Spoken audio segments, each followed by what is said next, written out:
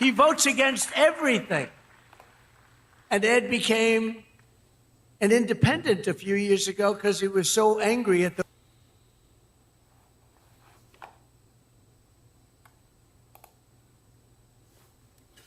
We're back Wednesday, March 11th, 2026. Trump is live right now, and I wanted to watch this before we jump into the X-verse and all the news that has gone on today, which has been insane. So, we're going to listen to Trump, and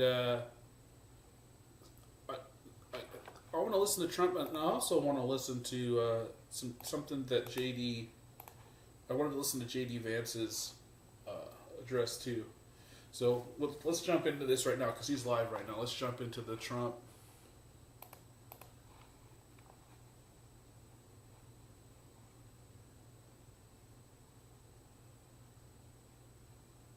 Interesting to see what he does with the Save America Act, which is very simply, I think he has to vote for it, but he's a nut job, so you never know. All voters must show voter ID. 98%. That's 98%. All voters must show a little thing called proof of citizenship in order to vote. Right? Right, Paul? Paul agrees. No mail-in ballots except for illness, disability, military, or travel. You're away. You can't get there. We'll be generous. And then I added two things. We call them best of. You know what they are? Best of Trump. These are the best of. No men in women's sports. Damn right. 99%. Damn right. That's 99. And no transgender mutilization surgery for our children. Facts. That's it. I can't even believe that's even a debate. That's it. And I think we're going to get it approved in the House. And I hear the Senate has a hard time. How can you have a hard time with that? How can you have a hard Because time? Murkowski. But Massey wants to vote no, but on this one he may be forced. I mean, how can you do it? So I just want to say this. Thomas Massey is a disaster for our party. Yeah, he needs to get out. He comes from a state He's from the wrong that I party. won by a landslide, got the highest vote in the history He's an old of your libertarian Commonwealth. who's The highest vote. Republican. I got the highest He's got to vote. go. That means the people like me and I love them. Brown's got to go. I love them.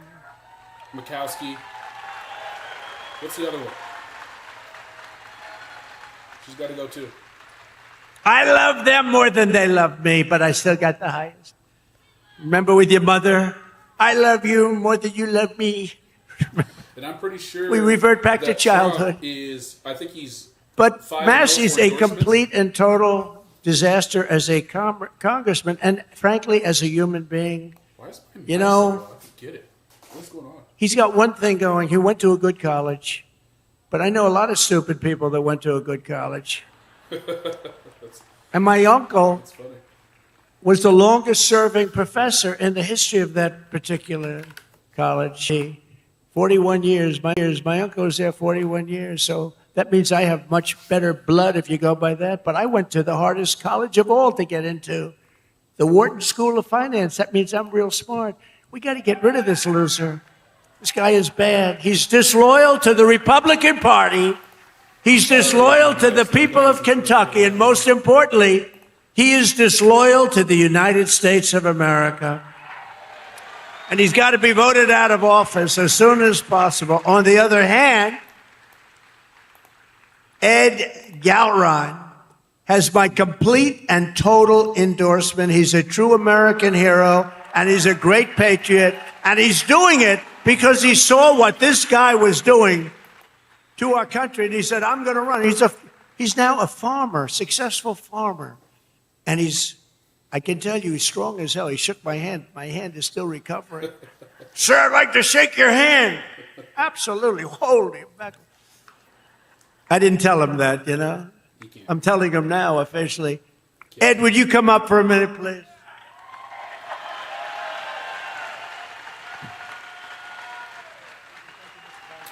This is who's going to take Mr. President, welcome to Kentucky and thanks for coming to the heartland. I'm telling you right now. This is Because who's you taking are Massey's seat. Massey's out. loved and admired here for your courageous leadership of our great nation I'll prove it to at you. such a I will critical prove it to you time in after this- history. after this, Thank you, I Mr. will prove it to President. you. I will prove to you Thank why you. Massey's out. This is the land of we the people, right here. I want to thank you for your endorsement, because once you did that, my support skyrocketed. So I look forward to serving to the people as their representative of Kentucky District 4. Because as you folks know, you deserve an authentic, true Republican conservative that stands shoulder to shoulder with our president and the Republican Party and against the Democrats who are trying to destroy our nation. I'm going to lower this down a little bit, guys. USA! USA! USA!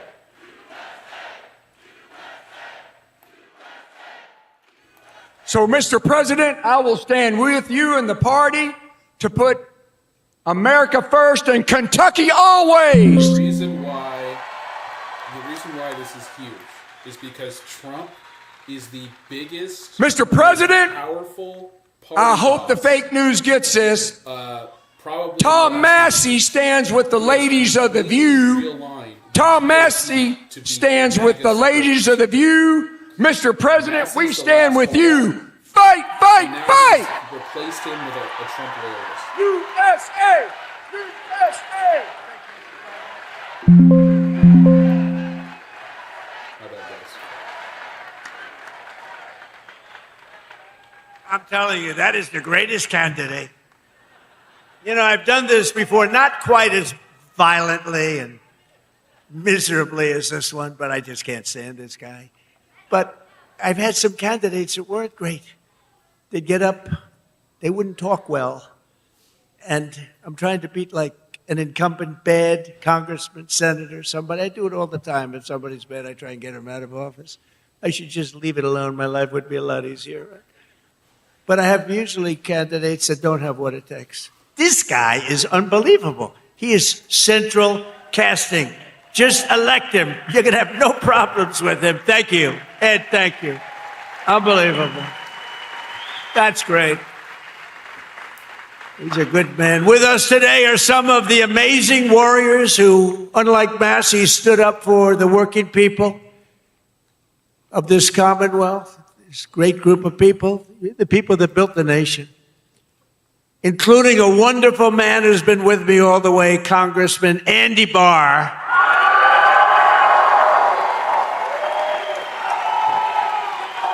All the way. Another Trump loyalist.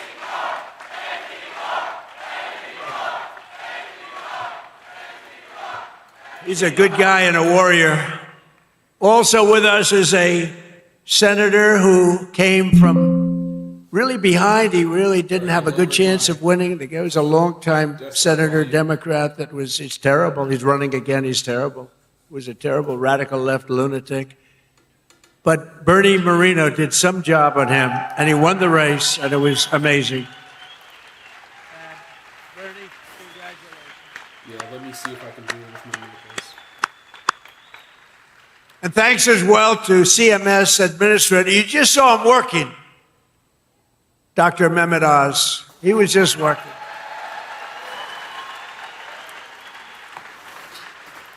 Thank you, Dr. Oz. Director of the Center for Medicare, who's an incredible guy, helped us so much with the reduction in drug prices that you got, the biggest reduction in history. Chris Plump. There we go. That's why. That's why. There we go. Your state attorney general, Russell Coleman. Russell, thank you. Thank you, Russell. Good job. Great change for me. A wonderful Secretary of State. We have a good one in Washington, too. Marco. Do we like Marco? I think so. Check, check, check. Your Secretary of State, Michael Adams. Thank you. Thank you, Michael. State Auditor, Allison Ball. Thanks, guys. Thank you. These are great people, and I've gotten to know them over the years. They're just incredible people. State Treasurer, Mark Metcalf. Thank you. Thank you, Mark. Great job. Your former Kentucky Attorney General, Yeah. Daniel Cameron. For some Daniel, reason, it switched over to thank you. it switched over Thank to you, my Daniel. recordings, so I got that fixed. Thanks, guys. And Chairman and CEO of Morris Industries, good man, Nate Morris. Nate, thank you. So I'm going to watch this a little Now bit more. also with us We're going to hop into the is a local legend we're going to hop into the news. who did Because there's a lot quite of stuff well that's happened suing today the that I Washington won't go Post through. and various and sundry others. Where's Nick Sandman? Where's Nick? Come here, come on. Hurry up, Nick. He's a young guy. He can get up here. Guy walked away with a lot of money. They did a number on him. He said, we're not going to take it anymore. I love these guys. Nick, wow. Become a big celebrity, too. Nick, say a couple of words, Nick. We love Nick.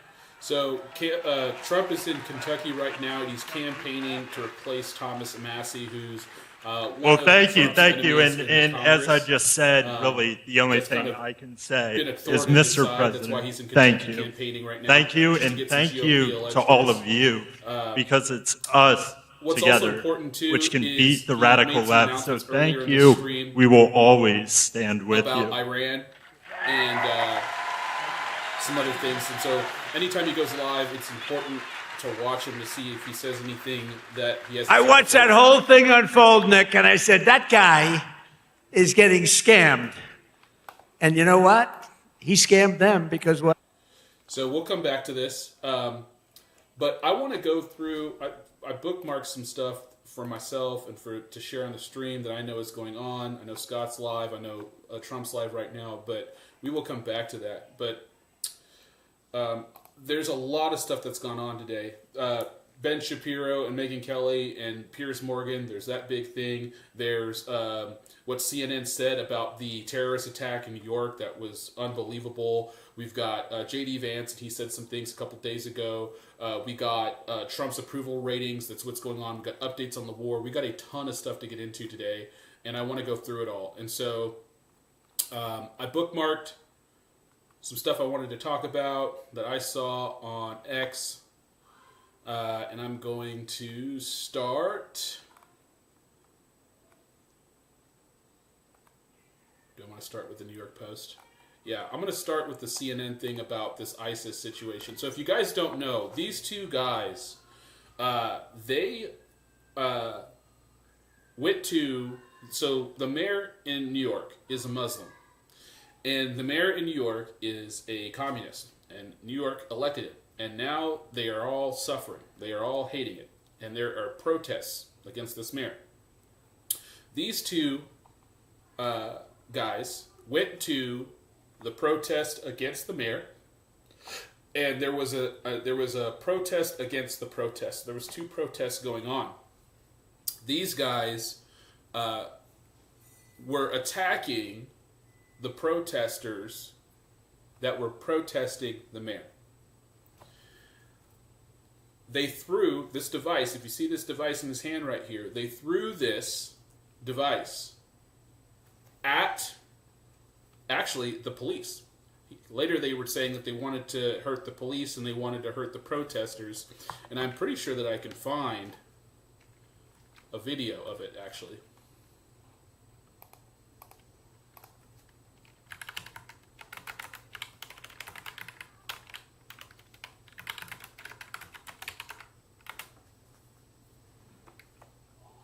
So here he is, right? Throws it down. So we back it up.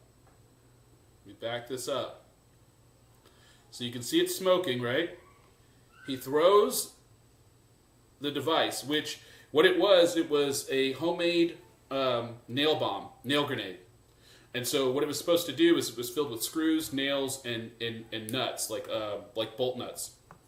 And when it blows up, it creates shrapnel for maximum damage to maim and murder, right? That's what they were trying to do. And so he tosses this device on the ground, and this guy right here, this is actually, I believe, he's going to be the guy who hops over the fence, right? Yeah. Nope, not him. That's him right here. So that black guy right there, he's behind him. You can't really see him. He's behind him. This man right here is going to hop this fence and take him down. This is the chief of police of New York. He is the highest ranking officer in the New York Police Department. And New York Police Department is one of the largest, if not the largest, police department in the United States. It's one of the, if not the most prestigious law enforcement agency, not agency, but the law enforcement, local law enforcement in the country. He hopped the fence and he tackles him. But if that bomb would have went off, it would have probably killed both of them.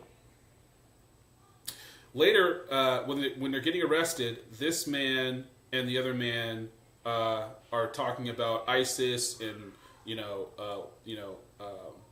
basically he actually, the video, if I can find another video, he yells Allahu Akbar before he throws it. I think we can hear him say it too.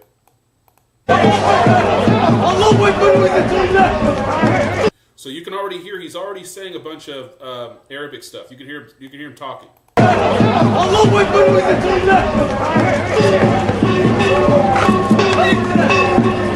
What did he throw?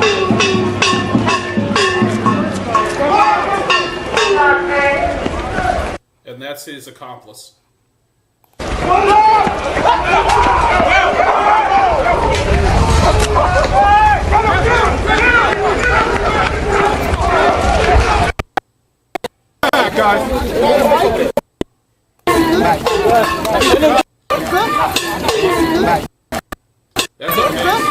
That's a face. That's a terrorist face. That's a terrorist. That is the face of terror. That is a radical Islamist who wanted to kill police officers and people that were protesting his religion. He shouted Allahu Akbar, threw it, it did not detonate, he got taken down, and later he confesses he was radicalized and inspired by ISIS. Okay? That is the truth. All right, what's this? Let me check out the comments. Like, my point of view is that Iran and the regime getting destroyed is good, but the problem is Trump doesn't do it because he wants to free the people, but for deflections. Well, what do you mean by deflections? Deflecting from what? For me in Germany, I like your chancellor in Germany, actually. I like him. Is it Friedrich Merz? I think he's fantastic. I heard him talk in Davos, and he's just grown on me. Always to protest. Yeah, everyone's protesting. But U.S. doesn't have any Muslims. Like, only Germany have way more Muslims than the U.S., and you still have those problems with them. Well, that's because Germany is not really, no disrespect, is not really influential, and it's not a representation of the West, right? Really, the representation of the West is Great Britain because of all of its colonial past. And Great Britain is really the empire that really spread out, who basically touched the entire world, right? Basically all of Europe, India, the islands, the Caribbean, and the Americas. I mean, they were really the colonialist country, and so we are a derivative. We are from the lineage of Britain, right? And so really America, because America is the most powerful country, and because it is a Western country, it represents Western values, right? Christianity, Judeo-Christian values, the whole entire West mindset really is derived from America.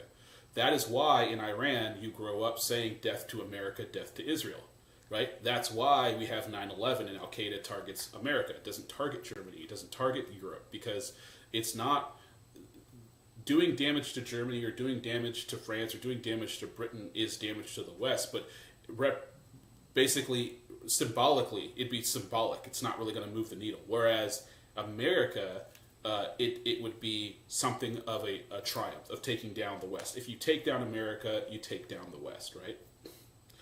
But U.S. doesn't have many Muslims, like only Germany. Well, it's not really problems. Like think about it. America, like this is the stuff that I like to do, and I did it on my last stream. And I want to educate you guys because you guys are in Europe, and I want you guys to understand. So, map of the USA, okay? Because sometimes I think people don't really get it. On my last stream, I tried to put this stuff in perspective. This is a map of the continental United States, all right? Alaska is up here, actually. It's like way up here. And then you have Hawaii, which is, down here off the Pacific coast. And then you have these territories. Don't worry about that. Just look at the continental 50 states of the United States, okay? Now, on my last stream, what I was trying to articulate is that the United Kingdom is the size of Oregon. Okay? That's how big. Okay? So then, if you look at Germany, right?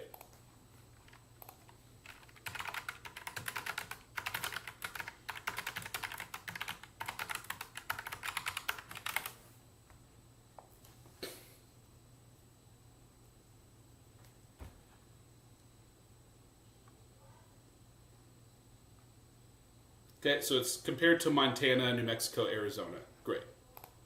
So you're basically Arizona, Montana, right? And so the point is that if we're going to talk about per capita with Muslims, that's fine. We have a very large country. There's over 330 million people here. And each state is sovereign. Each state is different. Each state has different communities. But the point is that America to the radical Muslim is symbolic of the West. And so Germany isn't going to have, or really, other places aren't going to have probably as much of a concentration of issues.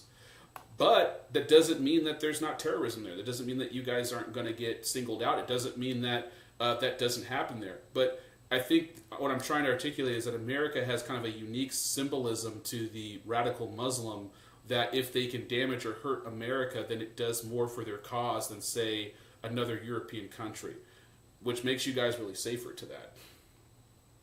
So I look at it from that perspective. But the reason why, obviously, this is kicking up is because of Iran and the Ayatollah being killed, right? Khomeini Ayatollah, and basically being their main clerk.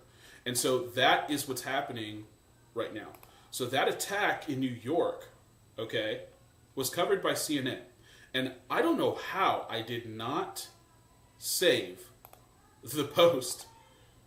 I know I liked it. I know I liked it because let me just go to my profile because I know I liked it. CNN had to retract. Let me go down, guys. Is this it? No, this is the last. CNN had to retract. Where is it? Right here. So this is what immediately came out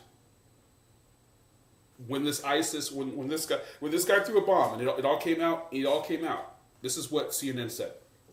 2 Pennsylvania teenagers crossed into New York City Saturday morning for what could have been a normal day enjoying the city during abnormally warm weather. But in less than an hour, their lives would be drastically changed as the pair would be arrested for throwing homemade bombs during an anti-Muslim protest outside of Mayor Zoran Mamdani's home. Here's what we know so far.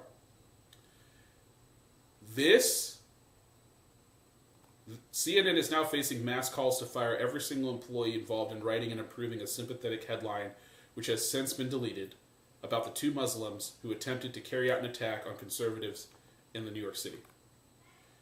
And I liked Constantine's reply because this is true. This is exactly right. It didn't fail to reflect the gravity of the situation. It failed to, and he's replying to CNN because CNN had to delete the post and had to retract it. Okay? And this is what they said. A post regarding the 2 individuals arrested for throwing homemade bombs outside the New York City mayor Zoran Mamdani's house failed to reflect the gravity of this incident, thereby breaching the editorial standards we require for our reporting. It was therefore deleted. And obviously this blew up. I mean, you're at 8.4 million views. Everybody was pissed off about this, and they replied to this. And I liked Constantine's and saved it because I thought it was the most appropriate. He says it didn't fail to reflect the gravity of the situation. It failed to accurately communicate who was responsible, who the intended victims were, and where the blame for the attempted terrorist attack lay. In other words, you didn't accidentally downplay the seriousness of it. You deliberately misrepresented what happened to conceal the truth from the public. It's a fact. And matter of fact, Zoran Mandami did the same exact thing. He talked about white supremacy, but he didn't talk about terrorism. He didn't talk about those people throwing the bomb at the protesters, not at him or his wife or his house. And it's because they share an identity in Islam. And the downplaying of it is exactly what's happening here. To piggyback off this, Abby Phillips and Anna Navarro do the same thing, and that's why people are calling for Abby Phillips to be fired. And I want to go through this too, because this is actually something that we need to talk about for sure. Republicans say Muslims don't belong here after an attempted terror attack against New York's Mayor Zoran Mamdani, and the House Speaker Mike Johnson says nothing really to condemn those comments. Another special guest is going to be with us at the table. Are we really going to pretend that you're the answer to CNN's need for fair and balanced coverage and new audience? Absolutely not. Because you're failing. Yes. No one watches you. No. Your audience has been cut to below 400,000. That's crazy. Which is a complete embarrassment. That's crazy. You ought to be fired, and your cocky, smug sense of self ought to be wiped away in one ratings period because no one watches you. What does it say that you're the most interesting thing on CNN and literally nobody's watching you? Okay, you don't have a long job trajectory, sweetheart. And when you eventually get fired as your network implodes and try to go out into the independent lane, Yeah, we in Germany have the same problem, the left downplaying. No, listen, it is unbelievable, okay? And I hope you didn't think I was trying to do that, because I'm not. I'm not trying to downplay and say, like, we get more attacked. Nothing like that. I think it's personally horrific that you have European countries who refuse to address the how can I say this? There is a massive wave of immigration going into Europe, not just from third world countries, but from countries that have radical Islam. And if you allow that into your country unchecked, they will come in, they will use the law against you and your empathy against you. They will, because here's the thing, you can't import ideologies, religions, and people that are antithetical to your culture. You can't. If you allow it to be unchecked, then they don't integrate into your culture because they're antithetical to it. They do not want it. They do not adopt it, right? They want their culture to be the dominant culture. That is just a fact. There's not going to be an integration. There's not going to be a... It's like if you have two people and one person is willing to compromise and the other person's not, it'll always go down to the lowest. So there is no compromise. Compromise requires two people. If one compromises and one doesn't, the one who doesn't is always going to win. Because the one who's compromising is going to cede to the one that will not compromise.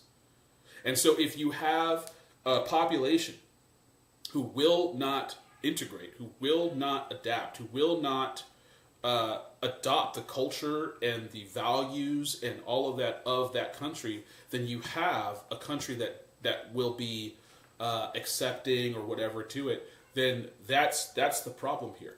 The reason why America is unique, okay? The reason why America is unique in this is that America has checks and balances for this to happen. And our country is so large that it's not possible for that kind of a population to come into America and overturn a whole bunch of stuff. It just won't happen unless you have unchecked immigration, which is exactly what happened the last 4 years with Joe Biden, which is why it was such a massive issue and why the Democrats lost all possibility of power, because Americans, we know this and we don't want it. It's not going to happen. And then so now you have Trump, and he's reversing that. What I want to see is European countries, and which I have seen. And matter of fact, I'm happy that Germany, like I said, the first time I heard Frederick talk was at Davos, and I was very impressed. And I was like, it sounds like he's stepping up. He wants to be kind of more of a leader in the EU, and he has kind of adopted more of an. And here's the thing about Germany. We all know Germany's history, right? We know Germany's history. We know about the Nazis. We know Hitler. All of that stuff. We're highly aware. We understand after World War II, there's a lot to fix and a lot to make up and a lot to figure out. Like how did we get here? We totally understand that. Which is why they've kind of gone to more of a pacifist kind of a role, and we understand that to a lot of the I don't want to say the chagrin, but to a lot of the understanding. I understand why Germany has been in the position they have been in for so long. But I do think that you can't hold the past generations or the current generations. You can't blame them for the previous generation, right? You can't blame someone else's sin on the people now. So I think it's like you should be proud to be German. You should be proud of your country. Right? It was a terrible time, and there were terrible things that were done. Yes, we can acknowledge that. But that doesn't mean that Germans aren't good people and they aren't, they don't have anything to add to the world or anything like that, or they should be somehow ashamed because of their past. I don't believe that. And so I think hearing Frederick talk, it made it to me. I got the sense that there was a pride coming back. There was a pride and a realization, like, yes, we need to defend ourselves. We need to be more of a voice in the world. We have a lot to offer, and we're going to start doing that. And I think that is what I think every country should be doing. And I think that that's the trend. I don't know if it's dubbed, but it is. I call it the Trump effect. But it's basically making America great again is a philosophy that is rooted in nationalism and patriotism. It is unapologetically being proud of your culture and who you are as a nationality in the world. So MAGA, I mean, it really obviously stems from patriotism and nationalism and obviously wanting to correct what he believed were all the things that were wrong with the country. But really it stems from understanding, like, it's okay to be white, it's okay to be male, it's okay to love your country, it's okay to say America is great, it's okay to love being American, right? And so the identity of patriotism, which was, listen, that's how we won the Cold War, right? If you go after World War II, okay, World War II all the way up to the fall of the USSR in '92, right? And you have the whole Hollywood, all like when you think about Hollywood, okay, Hollywood started to really become Hollywood in the 50s. You would say all the golden stars in the 30s or whatever, but remember they had the commission where there's a bunch of commies in Hollywood and they kicked them out, and John F. Kennedy was doing that in the 50s, and then you have the 60s, 70s, 80s, and they started pumping out all this pro-America patriotism propaganda movies, right? Because it was really the USA, the West, versus Russia, the East, right? And that's why you get the Rocky IV, and you get the USA versus Russia, and you have this whole thing. It is all about patriotism. The USSR falls, right? And then we kind of go into this, we really don't know what to do, or we kind of lose our identity, right? And so MAGA is really kind of the reawakening of that. And what that has done, and I'm calling it the Trump effect, because what it has done is Trump has single-handedly almost told the world, it's okay to love your country again. You don't have to apologize for being who you are. There's nothing wrong with that. That's why Japan has elected its first conservative female prime minister that's basically MAGA for Japan. That's why you saw, I think Germany's on its way to doing it, but Italy, You got Argentina, El Salvador. You got all these world leaders in this kind of wave of nationalism that's kind of going country by country. And it's enabling people to have pride in who they are without feeling like they have to hand wring. And the one country that breaks my heart to see that not really happening is Britain. But it is, let me say this again. There is a movement in Britain. There's a strong movement in Britain. And it's a movement that I agree with. Like, you should be proud to be British.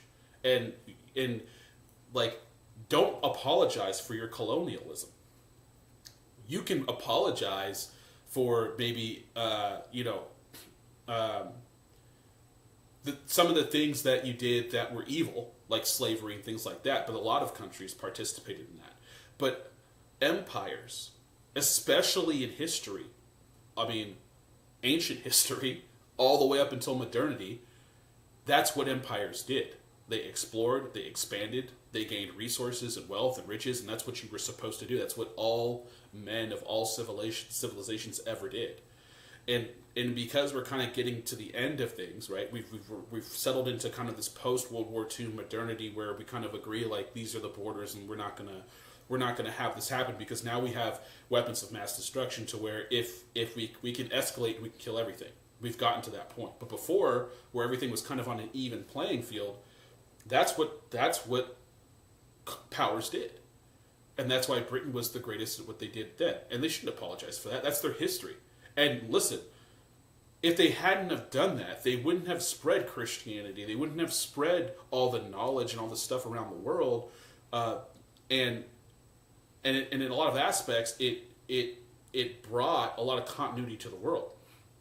And so I think that this Trump effect that Trump has brought into the world for MAGA has permeated, and really what he's done is he's created kind of a Dr. Stephen Turley. You guys should follow him on YouTube. It's great. He calls it the civilizational, like postmodern civilizationalist, and it's about blocks of power that are not really party bound and not globalist in nature, but nationalist in nature, and they're centered around power groups or power blocks, right?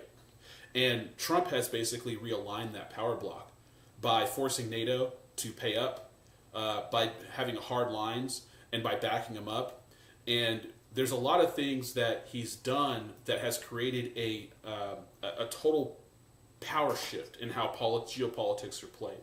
And so I think it's very important to understand kind of those dynamics, because the bigger picture of what's going on here is global dominance on a scale that's never really been seen before. And if you zoom out, okay? If you zoom out,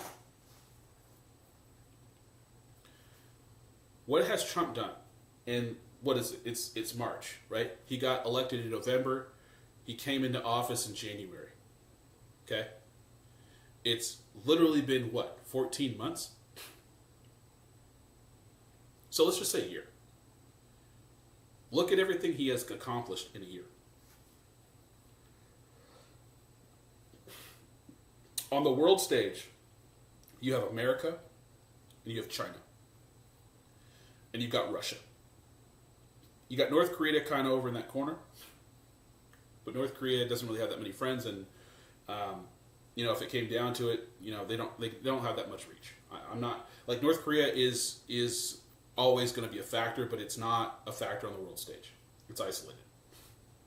And then you have Iran. Okay? China is our number one competitor because they have the economy and they have the military. Okay? Russia has been in a war for 5 years. They are vastly depleted. They have an insular economy that really is now just them and China, right? And then you have Iran, which obviously we know what's going on with Iran. Okay? Now, the other factor was Venezuela. Okay? And when you look at the chessboard, you had Venezuela, which I believe is the number 2 or number 3 largest oil producer, exporter in the entire world, controlled by Maduro, which is now off the board. America now has control over one of the largest exporters of oil in the entire world, which was also selling oil cheaply to China and was also exporting oil to Cuba, another communist country. So now you control one of the largest oil exports in the world that is going to increase your revenue. You now cut off the oil, or you price the oil appropriately to China, and you make money that way. And then he cut off the oil to Cuba to force them to the table. Right? So he has totally taken the Western Hemisphere block, and he has controlled the source of the energy, which is required for living, while also increasing the oil reserves to America, because energy is the game. Energy is the game because AI is the ultimate game. The AI race is equivalent to the space race of the 60s. Okay? Daddy, It is equivalent to that. Hold on. Hey baby, close my door please and don't open it. It is equivalent to the space race in the 60s, but I think obviously in a larger scale. AI requires massive amounts of energy, and the energy grid has to be redone, or it's got to be recreated. There is a fantastic episode on the Sean Ryan podcast. I suggest you guys go check it out. Okay, there was a guy on there. What is his name? I want to give you the reference to it, guys, because he was tasked with making basically mini nuclear reactors to create the power grid. Let me see if I can find it. Sean Ryan,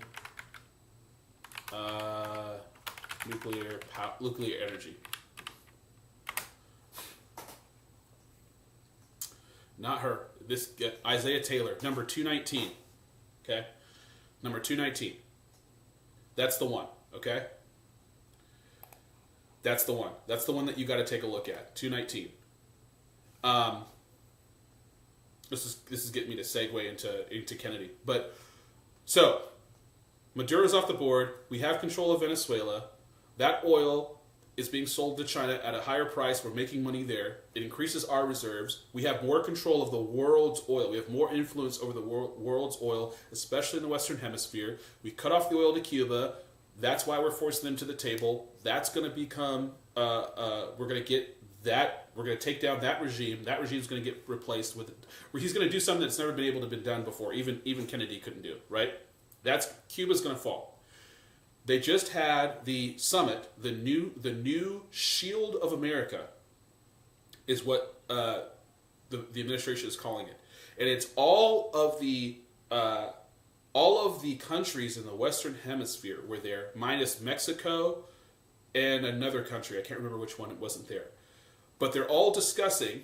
Basically, they're having like a mini kind of UN of the Western Hemisphere, where obviously the United States is going to lead, and they're talking about how to get rid of the cartels in the Western Hemisphere, how to eradicate them, and how to come together as a hemisphere. And all of the leaders of the Western Hemisphere were there, except for Mexico and another one, right? And I'm telling you guys, and that's where Kristi Noem was replaced. And moved over to special envoy for this specific new coalition. I'm telling you guys, this is the groundwork, and these are the last days of the cartel as we know it. Because I'm getting to the climax of this. So the Western Hemisphere is short. So what did Trump need now? Well, Trump needed to eliminate Iran. Now you can argue that he used the nuclear threat as a reason to strike, okay? And that his intention was always to strike. He did and has talked, and I did it in my last stream. There is an interview he did in 1980, right? A year after, or a few months after the people were kidnapped over in Iran. And he talked about how we should have went in there and taken care of it, but it's too late now. We look weak, we look pathetic, and we should never let that happen. And he said it in his first term in 2016. Iran cannot have a nuclear weapon. And he did say if it came to war, he would do it in his first term. And people are talking about, oh, well, he said that he wasn't going to start a new war, and here he is starting a war.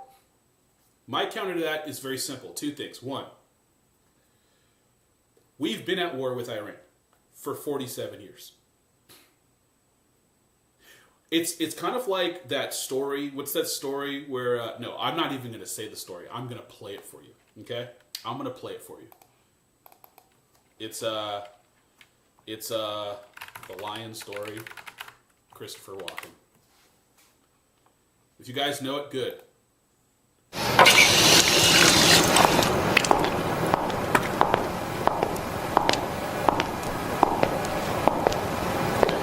You watch those nature documentaries on the cable? Yeah. You see the one about lions? Yeah. Get this lion. He's the king of the jungle. Huge mane out there. He's laying down under a tree in the middle of Africa. He's so big. He's so hot. He doesn't want to move. Now, the little lion cubs, they start messing with him. Biting his tail, biting his ears. He doesn't do anything. The lioness, she starts messing with him, coming over, making trouble. Still, nothing. Now, the other animals, they notice this. And they start to move in. The jackals, hyenas, they're barking at him, laughing at him. They nip his toes and eat the food that's in his domain. They do this, and they get closer and closer and bolder, till one day, that lion gets up and tears the shit out of everybody, runs like the wind, eats everything in his path. Because every once in a while, the lion has to show the jackals who he is. Yep. And there it is in a nutshell. Iran has been in a war with America since its inception. It has killed our soldiers. It has killed and captured soldiers. In Iraq, the IED was created by the general of Iran, who we killed just a few weeks ago. All of the terrorist organizations, the Houthis in Syria, the Hezbollah in Lebanon, and the Hamas are all funded by Iran.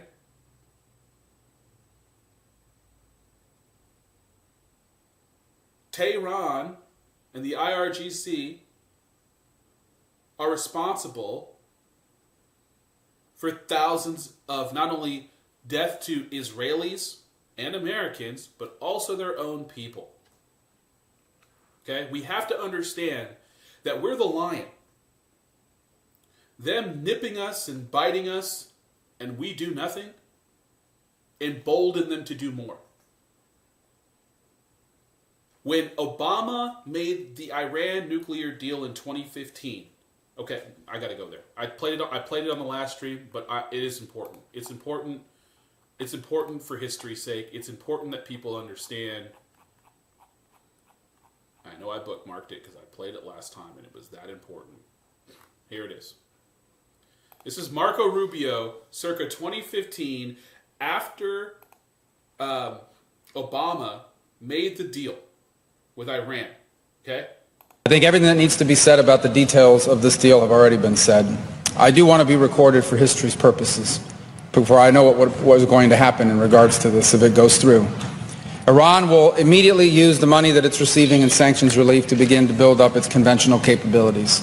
It will establish the most dominant military power in the region outside of the United States, and it will raise the price of us operating in the region. They're going to build anti-access capabilities, rockets capable of destroying our aircraft carriers and ships. Continue to build these swift boats that are able to come on us, these fast boats that are able to swarm our naval assets. And they'll make it harder and harder for U.S. troops to be in the region. They'll also work with other terrorist groups in the region to target American servicemen and women. And they may or may not deny that they're involved, but they will target us and raise the price of our presence in the Middle East until they hope to completely pull us out of that region. They'll also continue to build long-range missiles, missiles capable of reaching the United States. Those are not affected by this deal, and they'll continue to build them as they've been doing. And then at some point in the near future, when the time is right, they will build a nuclear weapon. And they will do so because at that point they will know that they have become immune, that we will no longer be able to strike their nuclear program because the price of doing so will be too high. This is not just a work of imagination. It exists in the world today. It's called North Korea, where a lunatic possesses dozens of nuclear weapons and a long-range rocket that can already reach the United States. And we cannot do anything about it. An attack on North Korea today would result in an attack on Tokyo, or Seoul, or Guam, or Hawaii, or California. And so the world must now live with a lunatic in possession of nuclear weapons. And this is the goal Iran has as well, to reach a point where they become immune to any sort of credible military threat because the price of a military strike would be too high. Remember, this is the current Secretary of State, Marco Rubio, right now, today. This is 11 years ago. And then they become an established nuclear weapons power. And never in the history of the world has such a regime ever possessed weapons so capable of destruction. Iran is led by a supreme leader. Listen, the point he's trying to make when he says no other power, no other regime like this has ever had weapons like this. It's because North Korea there's a lunatic there, but North Korea isn't sponsoring terrorism. They don't have proxies in the world trying to kill Americans or try to commit genocide on Jews. That's not what's happening with North Korea. If it was, it'd be a totally different conversation. He's trying to make a very serious point where Iran is ran by a radical fundamentalist cleric whose worldview is the destruction of Israel as a people and as a state, and destruction of the West and all of their influence, and is apocalyptic because they believe that if they bring about the end of the world, their Messiah will come back. There is no reasoning with these people. Okay? Who is a radical Shia cleric with an apocalyptic vision of the future. Exactly. He is not a traditional geopolitical actor who makes decisions on the basis of borders or simply history or because of ambitions. He has an religious apocalyptic vision of the future. That is what everybody misses. That is what everybody misses. Okay? We have to understand that the worldviews matter here. And that's why I was saying to the other guy in Germany, it's antithetical. It's not just opposing views. It's that they cannot coexist. And they can't coexist because if one side says, hey, I got no problem with you, you can live here with me, and the other guy says, well, too bad I got a problem with you, and you can't. You either have to join me or die. That's the problem. What has happened, especially in Europe, is this disgusting, toxic empathy of leftists have been duped into somehow thinking that these people care about you when they don't. Just because you care and you think that you're marching for their rights, they're using you as a useful idiot. Because when they get into positions of power, it's going to be totally the opposite for you. They hate everything about you. They don't agree with your lifestyle. They don't agree with your culture, with your values. But they'll accept your help to take over your country, and then it's Shia law. You're importing this into your country and you're allowing it to metastasize. And no one feels sorry for you. I don't. We keep telling and the people are responsible because the people vote. You get what you vote for. So you either change your vote and change your policy, or you continue down the rabbit hole and you see what's at the end of that road, and it's not going to be pretty. And this is the picture that he's painting. He's trying to remind everybody. And understand, he is arguing against the nuclear Iran deal that Obama made, which was an awful deal. You not only allowed Iran to be able to get a nuclear weapon, you unlocked the sanction money and you gave them billions of dollars in cash. Which then they took that money and they funded all their proxy groups, their nuclear deal, their missile program, their drone program, and that's why you have 10 years later, you have an Iran with a drone capability, a missile defense system, and you have a nuclear program on the verge of destroying the world. And that's not hyperbole. Let me prove it to you.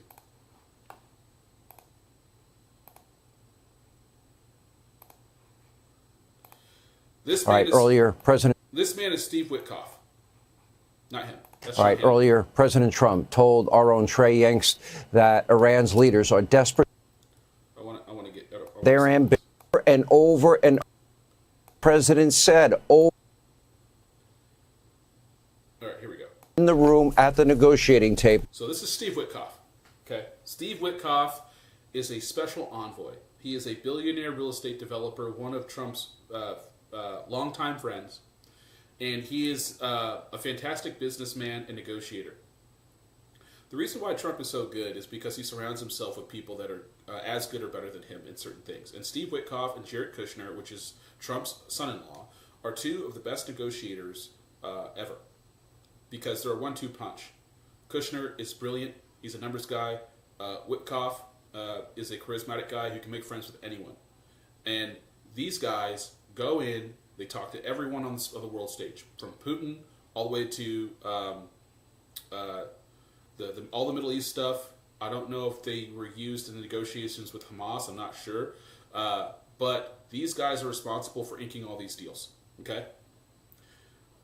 Witkoff and Kushner were in the negotiations with Iran. And remember, guys, Trump has said repeatedly for decades, Iran cannot have a nuclear weapon. They were negotiating with this regime for weeks before this happened. Speaking directly with Iran's rogue regime. He's the U.S. Special Envoy to the Middle East. He, along with Jared Kushner, were there. You know, you are so crystal clear, Steve, on this program. I am tired of people not hearing you and not hearing the president. Number one, the president sent you on a mission. He meant it when he said he wants a deal. Did he not? He did, Sean. We were tasked with determining if we could get a deal that achieved his objectives, and a deal that could be enforced, and a deal that they would not break. And we were intent on getting it if we could. All right. Iran cannot. I want to pause there for a second. He said something that people will just listen to and blow by, and I want to really kind of stick there for a second. I'm going to play it for you one more time, okay? Because there's 3 things he said that are very important. First, and a deal that they would not break. Tasked with determining if we could get a deal that achieved his objectives, and a deal that could be enforced, and a deal that they would not break. And we were intent on getting it. A deal that would meet the president's objectives, a deal that can be enforced, and a deal they could not break. Okay? Those were the 3 parameters. Those were the instructions that Trump gave Witkoff, Kushner, and the team. I want the objectives hit. No nuclear weapon. They need to scale back whatever they need to scale back. Whatever the deal is, it needs to be able to be enforced. There needs to be consequences, red lines, and a deal that could not be broken. Okay? Now, The reason why this is important is because most politicians, I would say almost all politicians, they don't do deals like that because they don't know how to do deals like that. Because they don't negotiate real deals. They negotiate compromises. Compromises are not deals. See, Trump is used to doing deals because he's a real estate and businessman, and a deal is a contract, and it's a contract, and all contracts are enforceable, right? If they're not enforceable, what's the point of doing it? And so in Trump's mind, all his deals have consequences if they're not met, right? That's why you have the tariffs with China, right? That's why you have what we're having now. All of the deals are also backed by the person inking the deal. So what I was saying before about the chessboard is that Maduro's off the board. Venezuela and the Western Hemisphere belong to the United States of America. We have control over Venezuela's oil and our oil. We are in the top 5 or top 8 of the world's oils production. Right now we have Iran. Iran now is off the board militarily.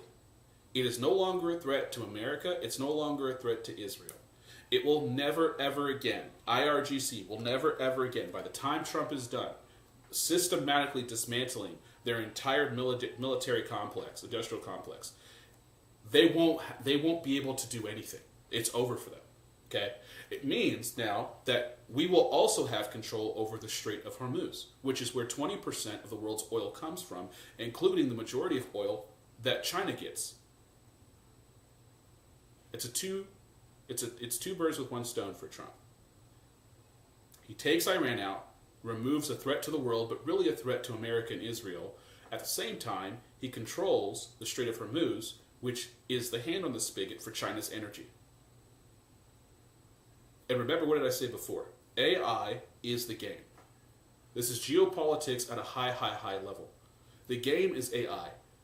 What do you need for AI to grow? You need energy. How do you create energy? You need the resources. Who controls the resources?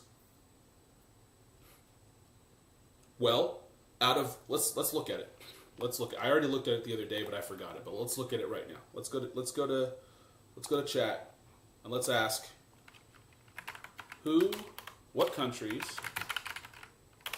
produce what top, let's say 7 countries produce the most oil in the world.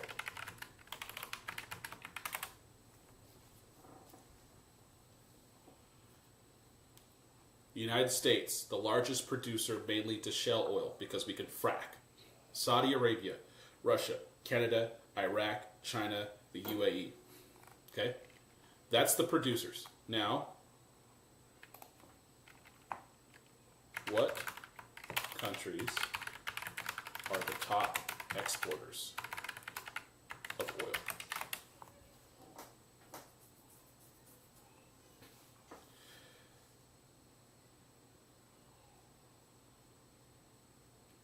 Okay, Iran's number 7. Where does Venezuela rank?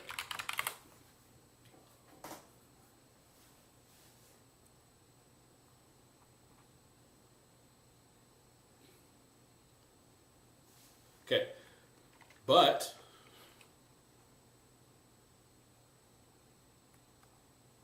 Venezuela reserves are enormous, right? This is what I was going to say, which contains crude oil. Why Venezuela has the largest oil, so this is what I was going to say.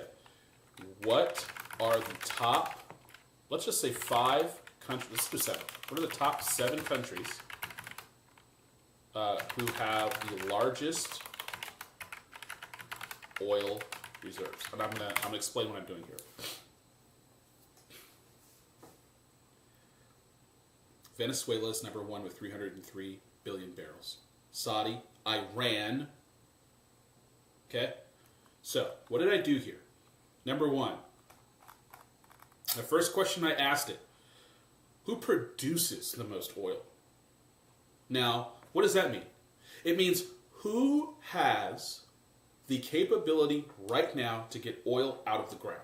Of course, it's America. We've got Shell, we've got BP, we've got Chevron, we've got all of the major oil companies really in the world, right? That can take oil out of the ground. That's why we're number one, right? Saudi, because that's what they built their economy on. Russia, because if they don't do it, no one else can, and they're going to have to pay for everything, and they have a lot of oil.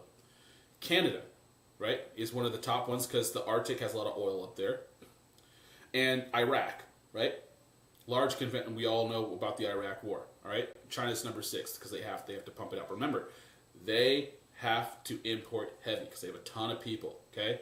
So, then, what countries are the top exporters of oil? Well, what's an exporter? An exporter is someone who sells oil, right? They pump it out, they sell it. Who does it? Saudi, number 1. That is their bread and butter. That's what they do. Russia, because that's how Russia makes their money. Iraq, and this is for another time, but no European country should be buying Russian oil. That's what funded Ukraine, the Ukraine war. Iraq, but why don't we go back to number 7, Iran, okay?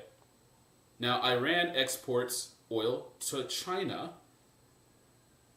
right?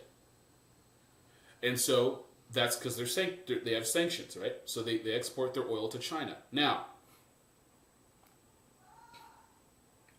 says a country can produce a lot of oil but export less if it consumes much of it domestically, right?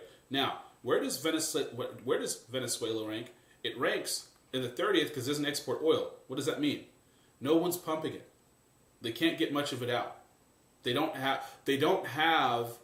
So the thing about Venezuela is all of the machinery and the things that exist in Venezuela, I don't know if you guys know this, are from the United States, are from companies that the United States, we had relationships with Venezuela, and the oil companies came to Venezuela to pump the oil and do the deal.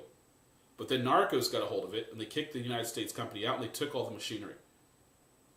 All of the assets, all of the oil assets in Venezuela are majority America, if not all are American.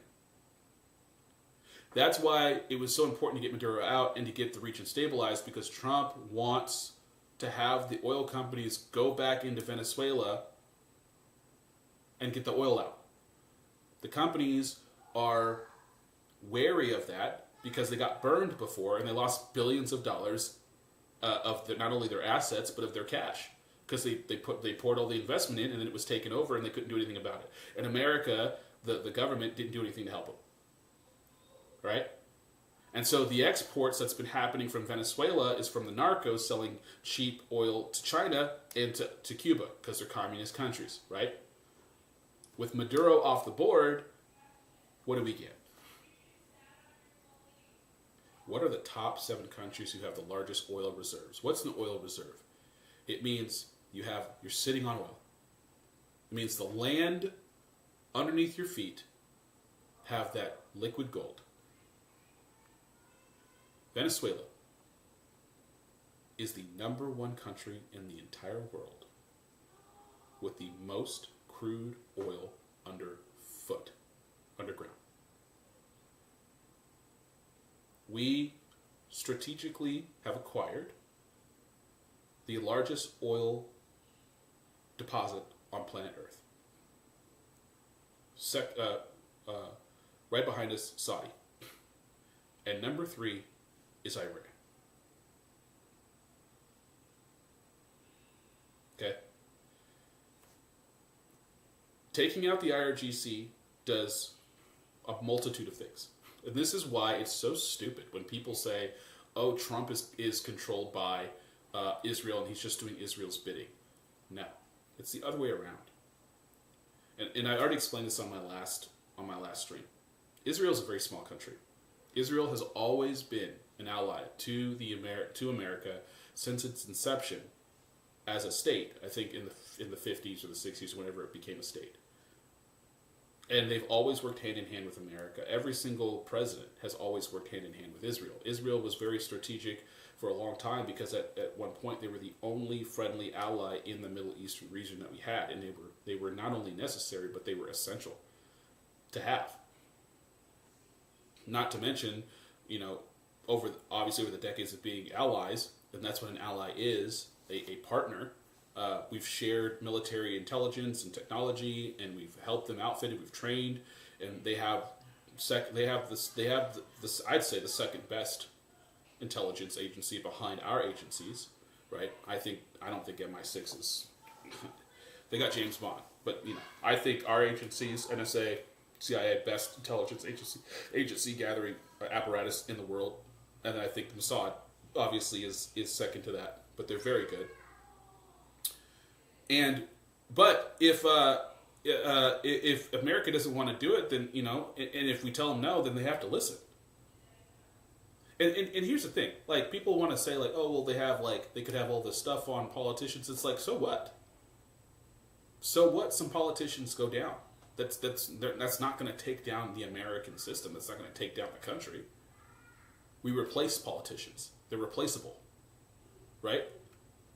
They can't control an entire country, guys. That's just not how things work in the real world. It's weird because I think that people have this weird fantasy of like these evil people pulling all these strings. That's just not how this works, man. There's autonomy here. And if you think for 1 second that Donald J. Trump is going to be told what to do, you don't know DJT. You're high on your own supply. Okay? So that is not something that's happening. What is happening is Trump has a strategic plan to win the AI race and defeat China, because the real Cold War enemy here is China. So by wiping out Iran, you get Iran off your heels. There's no more nipping, right? We can sit and we don't have to get nip free. We're not going to be nipped by any dumb hyena or dumb jackal anymore. He's off the mat. On top of that, you control now the Strait of Hormuz. And you have major influence in the region. And now you've liberated a people who are grateful, and you can partner with the next government. You can build those ties. And then it restores complete peace to the Middle East, because all the other Gulf states are already on board with the plan. The only one person that was an X factor and people were scared of was Iran. And now that they're not, there's nothing else there. The relationships were already built up with Qatar, with UAE, with Saudi, with Iraq. Right? That's done now. We got Pakistan, we got India, we got all of Asia, really. Except for, obviously, China. And now, we'll not only have control of Venezuela, we'll have a major control of Iran's reserves and how that's going to get set up too. So now we have strategically placed ourselves first in the world for all of the world's energy. Limiting our enemies, maximizing our resources, enabling us to have the best advantage in the AI race. We have, and then the last missing piece, that is Taiwan, because there was a lot of predictions of, China making a military move on Taiwan. Well, I think that that's stopped now, and for a couple of reasons. One is, obviously, the oil is now, the Venezuelan oil and the Iran oil is now in jeopardy for China because we have control over it. So now they have to recalculate that. They have to think about that now, right? Second thing is the display of power. When Christopher Walken told that story, I hope you guys caught the end. Sometimes the lion has to remind people that they're a lion. And I think this was another calculation of Trump. I think Trump always knew that Iran was never going to play ball. Because I believe as soon as he got into office, he rebuilt the military in 2016, anticipating this. It's like in chess. One of the rules in chess is to uncover your opponent's plan. You need to understand why they made their last move and anticipate what their next move is going to be. I know PBD's out there. PBD's out there listening. He wrote a book, Your Next 5 Moves, Thinking Ahead. Trump has always known, and I think every president really has always known that it was always going to come down to this. But all the other presidents were just too much of a coward. They didn't have enough support. They never did. Obama never had enough support.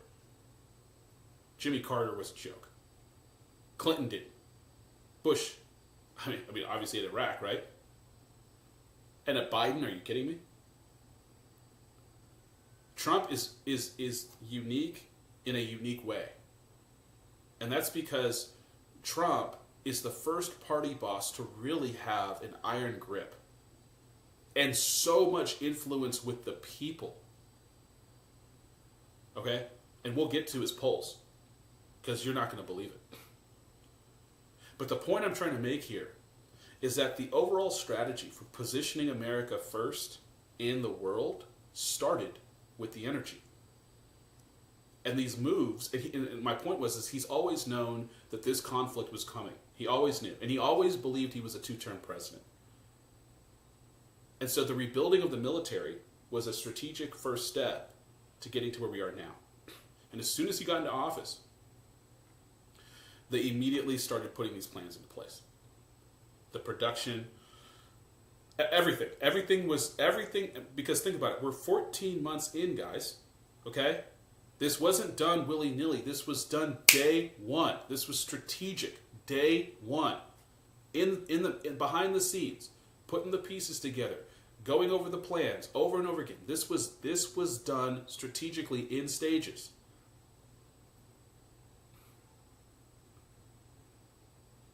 And so now where we are is we have a China who has to recalculate trying to take Taiwan. Well, why? Because the semiconductors, which are created by Taiwan, is the only place in the world that they're created. And they go in everything. Okay? And so he doesn't want to go to war with China. But he also can't allow China to make a move on Taiwan, right? That's just a no-no. It can't have that happening here. So now he has that leverage, the energy leverage.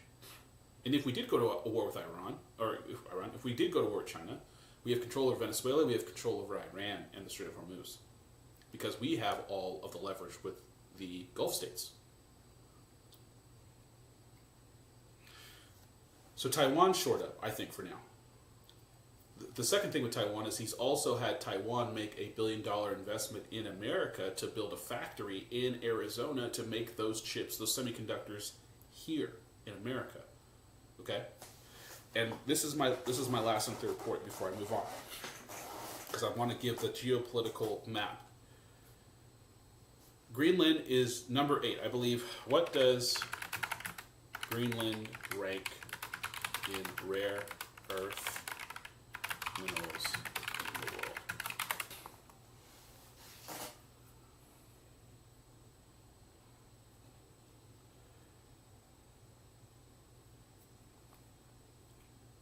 Yeah, Greenland's number 8. So China's number 1. China is, now look at this, guys. It's 44 million tons, okay? It means that in the world, China hit the lottery with rare earth materials. It controls the world's largest deposits of rare earth. They essentially control the market. All right? And then it drops precipitously in half to Brazil. And then you have 7 plus, let's say 7 plus 6, that's 11, or 13. Let's say round up to 4, that's 17. Plus another 4, it's 21. And then 23, and then 24, right? So in the entire world, you have the top 3 to 8 places in the world barely meet number 2, and then China's number 1 would over double. So China controls the majority of the rare earth minerals in the world. We are friends with India. We are friends with Australia. We are not really friends with Russia. We are not really friends with Vietnam. And we want to have Greenland for not only rare earth, but also for security purposes. That's why Greenland is strategic. Because it'll put us, it'll put us on par with Vietnam. And then combined with India and Australia, it will be that much more helpful in the long term, right? But make no mistake, China controls the market. And that's why Greenland's important. And so you see all of these things, and you start adding it up, and you start seeing there is a strategy to why the administration is doing these things in this order, and why these conversations like about Greenland and Cuba and all these things that are happening now, all right? And I started with this. I'm doing a stream of consciousness, guys, so forgive me. I'm not going by notes. I'm going by streams of consciousness. I wanted to paint that picture, and I want you guys, because we're in the geopolitics side. We're talking about Iran. We're talking about why all this stuff is happening right now, and I think the appropriate way is to go back to the negotiations, because I want to finish what Steve Witkoff is saying about the deal. Remember, he wanted the objectives hit. He wanted to make sure that they could be enforced, that the deal could be enforced, and they wanted to make sure that they couldn't back out. If we could. All right, Iran cannot have nukes. Let's see. Hillary Clinton said it, Barack Obama said it, Joe Biden said it, Kamala Harris said it, and Donald Trump said it. And the president, again, was begging them basically for a deal. Now, they made this negotiation impossible. There are two parts of this. I want you to explain, number one, what you offered and what their demand was in response to your very generous offer. Well, first of all, Sean, they opened up with telling us that they had the inalienable right to enrich, to which we responded that from President Trump, that we had the inalienable right to stop them from enriching. So, but they opened up by challenging us. Their next statement to us was that they had 460 kilograms of 60% enriched uranium. 60% enriched uranium would take a week, maybe 10 days at the outside, to bring up to 90% weapons grade. So it was a clear threat. They were boasting about having it. And they said that that was going to be something that was going to be very valuable. At the same time that they were attesting to wanting nuclear for civil purposes. There is no reason whatsoever to be enriching past 20% unless you're going for a weapon. And then finally, and this was all in the beginning meeting, they said to us, and this was some challenge, you're not going to get from us diplomatically what you could not achieve militarily. Now, yes, we had destroyed their three main enrichment and conversion centers, Natanz, Esfahan, and Fordow. That was clear. They, of course, didn't want to admit it. But think about the notion of beginning a negotiation by saying that we would not be able to get diplomatically what we couldn't achieve militarily. We did achieve militarily, but they were basically saying that we didn't, and they weren't going to give it to us anyway. No, what they were saying is, we don't care if you tried to. What they were saying is you're not going to do anything more. They think they were calling our bluff. They put their balls on, they put their nuts on the table. They took their nuts out, sat them on the table, and said, what? That's what they did. We still have the uranium, and it's 60%. What are you going to do? And like the guy said on Talk over on the British channel in the UK, it doesn't take but mere weeks, guys, to go from 60 to 90. And when you have 90, you have weapons-grade material for a bomb. It takes weeks, not months. Weeks. And the first thing they said is, we have 430 grams of 60%. And you're not going to accomplish diplomatically what you didn't accomplish militarily. Listen guys, okay? I understand negotiating from a place of strength. And I understand that they thought they were dealing with Jimmy Carter or George Bush or Barack Obama or Bill Clinton.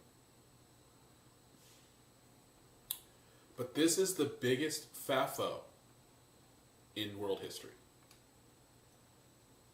They thought, and listen, I'm sympathetic because when you're used to dealing with a country for almost 50 years, when you're used to dealing with the lion, nipping at the lion for 50 years and the lion doesn't do anything, he just sits there and just doesn't do anything, ignores you for 47 years essentially, gives you money, says please don't do anything more, take the money. You blackmail them and they pay. And I say this all the time. I say this to my wife and I say this to anybody who listens. I said this in my last stream. I'll probably say it every time I stream.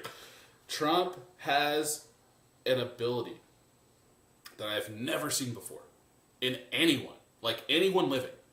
I have never seen someone be able to make people literally dumber when they're listening or dealing with him. Not because of what he says, but because he elicits a response in people that literally tickles something in their emotions that makes them absolutely crazy. So crazy, they're irrational. And his opponents, it's like his opponents cannot give him any credit.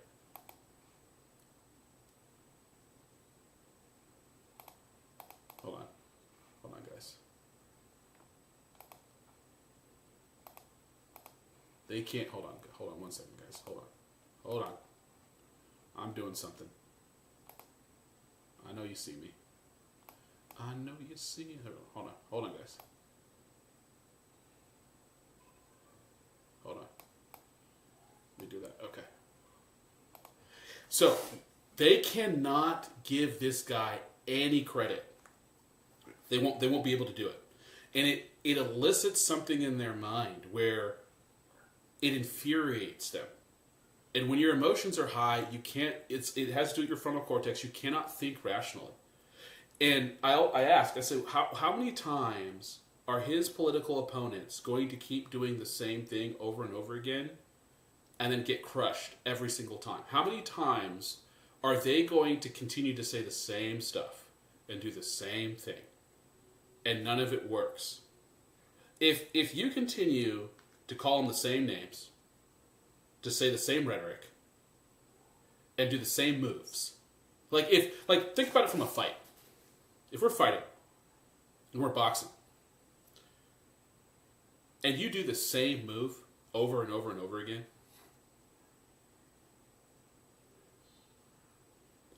it's called telegraphing. I'm going to know exactly what you're going to do. I know exactly how to hit you. I know exactly where you're open. I know exactly when you're going to punch. I know how you're going to punch. I know when it's going to start. I know how it's going to end. There's nothing you can do to defend yourself. And you're doing it to yourself because you won't change. You won't adapt. And he has this uncanny ability to make his opponents so off balance and so mentally retarded that they cannot adapt. And so they do the same thing over and over again. And it doesn't work because they don't know what to do. Because he's an anomaly. He is such a political anomaly that there's no playbook. And these people are not smart. So they don't know how to figure it out. And so it's funny to me because for a long time in America, we used to call it the silent majority. The loudest people on the internet and the loudest people in the room were the leftists, were the radicals. And because they were the loudest, and because they kind of held positions of power, and they would deplatform people that they didn't that didn't agree with them, there was a sense of, well, this sounds like the majority, but it never was. That's why Trump was such an anomaly, because when he came in, it made the minority, the loud minority, realize, oh, the supermajority has taken over now. And that's you can't argue that. That's in all the numbers. That's in the polling numbers. That's in the voting numbers. There's just no way around that.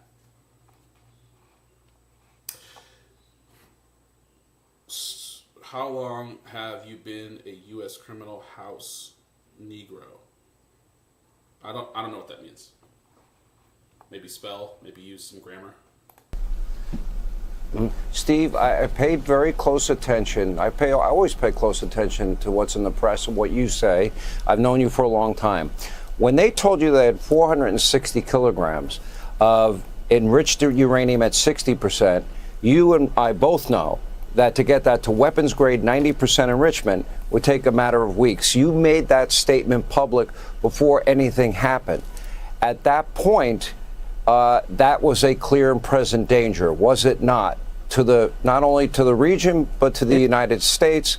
Do you believe it was a threat? Sean, it's a week to a week and a half away from bringing it up to weapons grade. There would be no purpose to bring it up to weapons grade unless you had or was seeking a weapon. That's one. So it was very, very clear to us that with that amount of weapons grade material, that they had every intention of seeking a weapon. It was not. So it would not be logical to us to think anything else. And I believe they would hold the world hostage.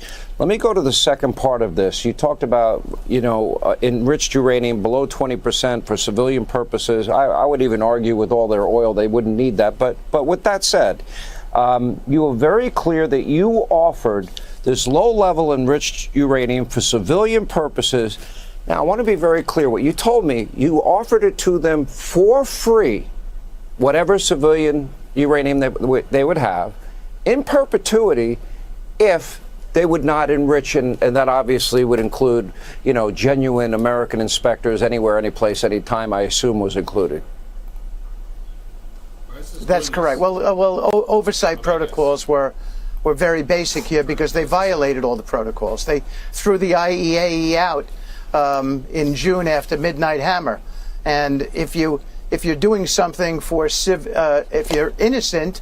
So the IAEA, or whatever that is, that has to do with the tracking of uranium in the world, right? And what their job and task is to keep track of all of it. And after Midnight Hammer, they kicked all those people out. So they don't have chain of custody when it comes to the uranium. So they don't know what they have or where their status is. So when we were having talks after, obviously, Midnight Hammer, and they said we have 430 grams at 60% enrichment, we had to take them at their word. Could they have been bluffing? Yes, but they also couldn't have been. They also could have been serious. Doing things for civilian purposes. Why would you need to throw out the oversight people from the IAEA? So oversight protocols were embedded and critical to this process. In terms of their enrichment, it was very, very clear they had plenty of 20% material.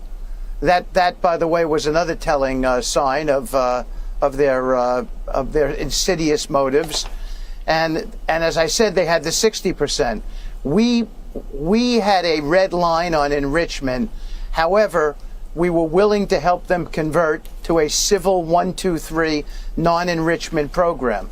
And what you're referring to is, as a little extra, we suggested to them that we would provide fuel to them for free for a long period of time. And their response to that, you would think they would feel that was something gracious. But their response to us was that this was an assault on their dignity. Now, it was very, very clear that was an excuse, a subterfuge, to hide behind the fact that they needed enrichment, required enrichment, not because they were doing anything good, Yep. It's because they had to get to a weapon. That's how they felt that they would have increased power in the Mideast, and it would have changed the dynamic in the Mideast, and we couldn't allow it. A second North Korea in the Mideast would have been untenable. And everybody on our foreign policy team knew it, and the president was very clear-minded about it. Okay, so you heard that. What I want to also say too is it's not just America and Israel that have a problem with this. It's all of the Gulf states. All of the Gulf states, including Turkey, who's a NATO ally, would be living in fear. So I just want to point that out. So you heard that, you hear that. Now, I want to go to what Senator Kennedy of Louisiana said. And we're going to talk to our friends across the pond. All right? The UK. Now, I don't have a problem with, well, I don't know if I have a problem with British people. I don't have a problem with British people in general. I do have a problem with lefties. And I can't stand Keir Starmer. Never have, never will. I think he's a hand-wringing lawyer who cannot lead, should not be in a place of national leadership. I don't even know how he got to where he is. I think he's incompetent.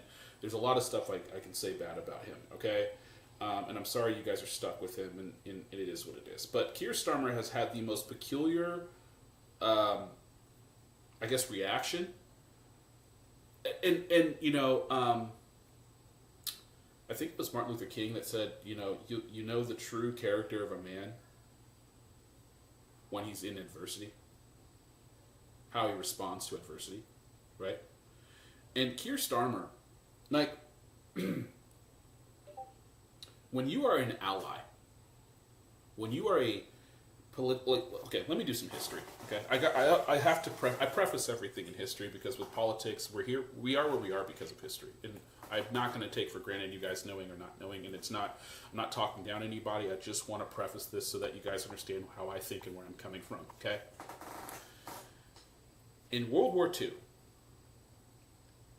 the Nazis had blitzkrieged through Poland into France, and pretty much had taken over France in a matter of weeks. And Britain came to France's defense because Britain and France had a treaty. And Britain put everything on the line to protect their neighbor France. Not just because of France and them being allies, but understanding the threat of the German blitzkrieg and war machine and Hitler. Right? And America obviously doesn't get into the war until later because we get bombed by Japan, and that was kind of our reason to go into that. Now, and someone can fact check me or not, but I don't believe that we were militarily obligated to go into this war because we didn't have any kind of those treaties with the UK or France or anything like that. I believe.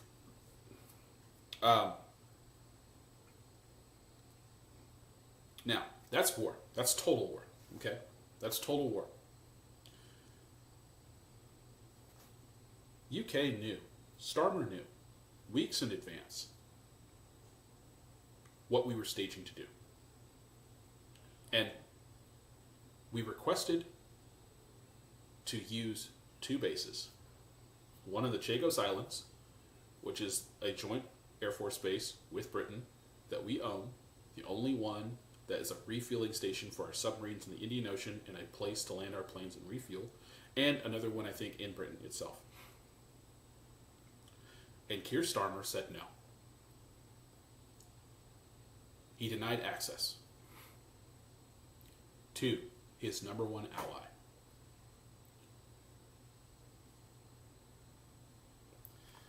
Bro, that's like coming to your best friend and being like, I gotta go handle this business and I need you to back me up. And your best friend saying, and say, not even say I need to back you up. It's just saying, hey, yo, can you give me a ride? I just need you to drop me off. And say, nah, I'm good. That's crazy. That's crazy. That's crazy to me. Then, after a few days, when the world sees the way that the strikes are going, he has a change of heart. He switches his tune.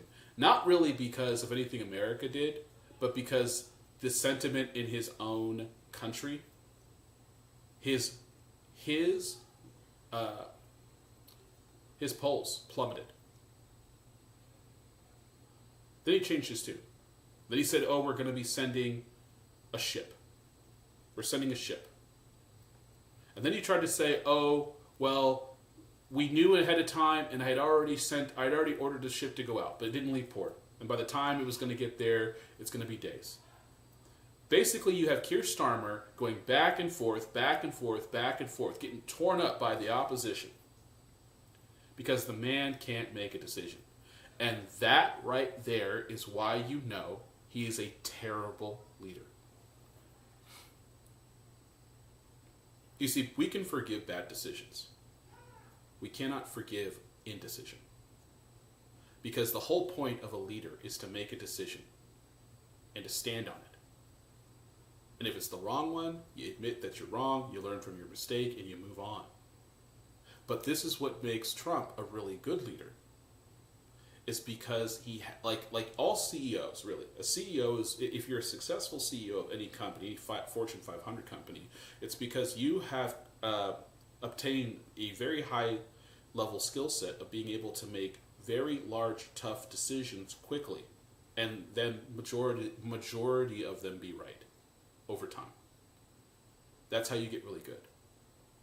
You're able to process information. You're able to synthesize that information so that you can create pros and cons. You're able to weigh the outcomes of those decisions, and you're able then to pick the very best decision for your entire company. And do that well over time makes you very good at that. Do that for decades on end, you become a billionaire. And then you become president. Twice. And one of only two presidents in United States history to ever not win their second term but come back and win a third. Okay? I preface all that because listen to what Mr. Kennedy is going to say. Actually, I think I need to move this along. Now, the world's policeman. I do not.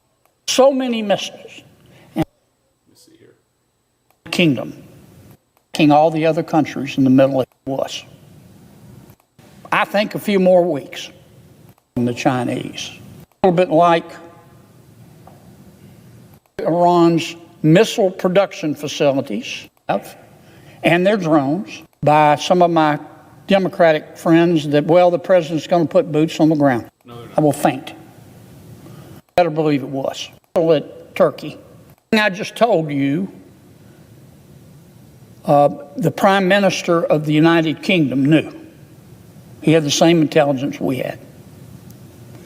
When it came time for us to intervene, he said, you cannot use any United Kingdom Air Force bases or military bases. None. Zero. Nada. He specifically said you can't use Diego Garcia, the joint U.S.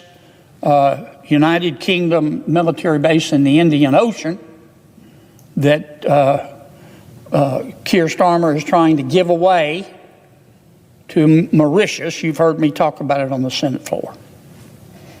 And Mauritius, of course, will welcome the Chinese.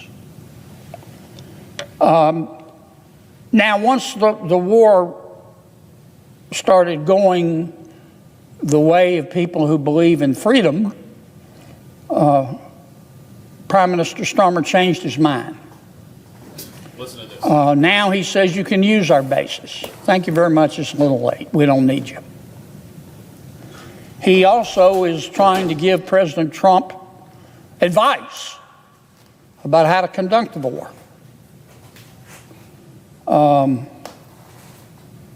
That's a little bit like seeking the advice of a nun about sex. Sir Keir Starmer is the last person you would want to go to advise you about how to have a This fool, he's funny. He said, asking Keir Starmer tips on how to conduct a war is like asking a nun tips on how to have sex. That is a wild analogy. military confrontation. He's the kind of guy that he'll want to quote, if you're in the middle of a bar fight, he'll want to stop and quote Socrates. He's out here spitting bars, man. I'm telling you. Like, I see Keir Starmer, and you know what? I see this rosy-cheeked, soft, like, hand, like this is what, he's just constantly just, that's just his personality, and it's off-putting. It's off-putting. And he's just a sleazy. He's just one of those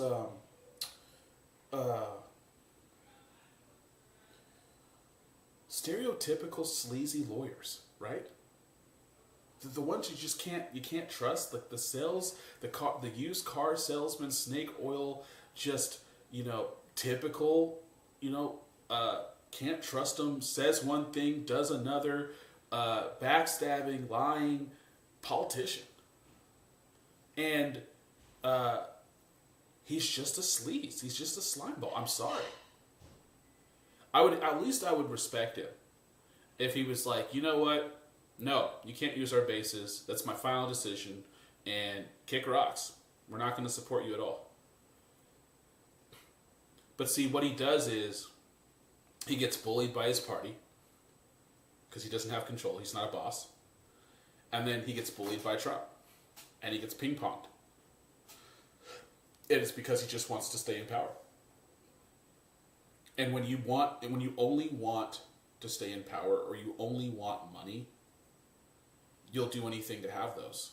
And you'll compromise your integrity. You'll compromise everything about yourself, just for that thing. That's what idolatry is, That's what this is, a bar fight. And so I decided, after watching this circus without a tent, this goat rodeo that the Prime Minister has thrust upon the world, I said, let me take a look at what the Prime Minister's plans are in terms of defense. Because if you remember, about a year ago, January, the Prime Minister produced this report. This report is Exhibit A to the sleaziness of the Prime Minister of the UK. Not like I got to tell the UK or the Brits, that they know that already. But this is for the Americans. And why is this important? It's important because this is supposed to be our number one ally in the entire world.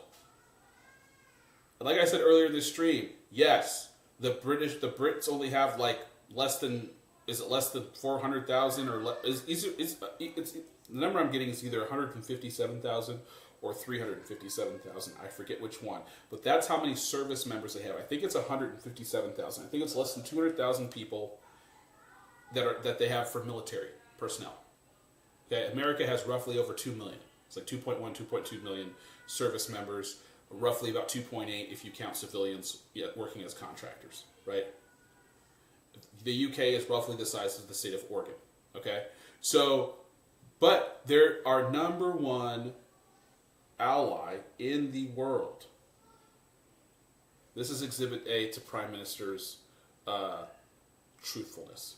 That's all it was a report, but he called it a root and branch strategic defense review. And its purpose was to settle the United Kingdom's military path for years to come.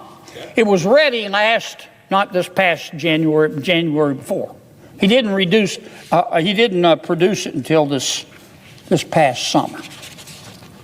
And the Prime Minister makes a big deal in his report.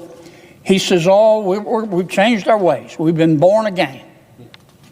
We're now going to spend 2.6 of our GDP on defense by 2027. And I'm thinking, good for you. It's about time.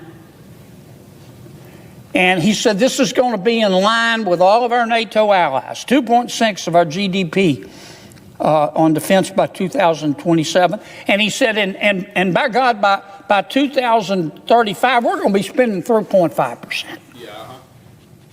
And I'm thinking, man, that's great. And then I read the report. Read the fine print.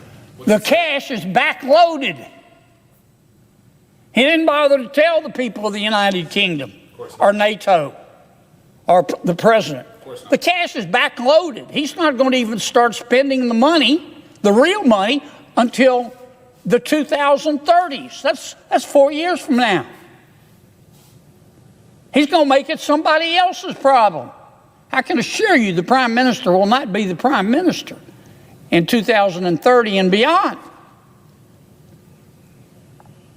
Talk about sleight of hand.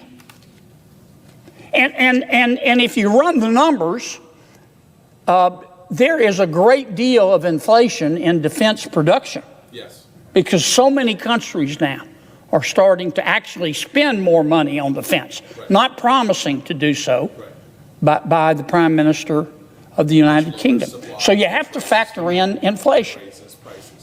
And under the Prime Minister's plan to not even start spending the real money until 2030, the defense inflation is going to eat away at the amount of money that he has promised to spend. And if you factor in reasonable defense production, the numbers come out to him actually spending 24 billion pounds, $32 billion less than he promised. Yeah.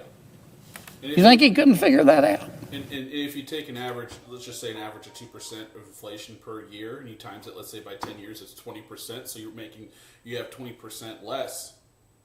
The dollar, obviously, right? And so that's how that's working. And so what he's able to do, and see, this is why he's such a snake, because he did the same thing with the ship. He said, I knew ahead and I already sent it. Well, it's still in port. You gave the orders to be sent, but you knew that the ship wasn't ready to go and it's going to be sitting in port for a long time. You also knew that it wasn't ready. And even if you didn't want to get involved in Iran militarily, see, here's the thing. By Keir Starmer saying no to Trump and to the United States, it symbolically created a crack and a rift and we don't want anything to do with you. That's symbolically what that says. Because really, we didn't need Britain. But see, I personally think this was Trump being very strategic again and doing a loyalty test. And the reason I say this is because he said something in, I don't know if it was Davos or he said something at the UN, but it might have been the UN or the Security, no, he didn't go to the Security Council. I think it was the UN.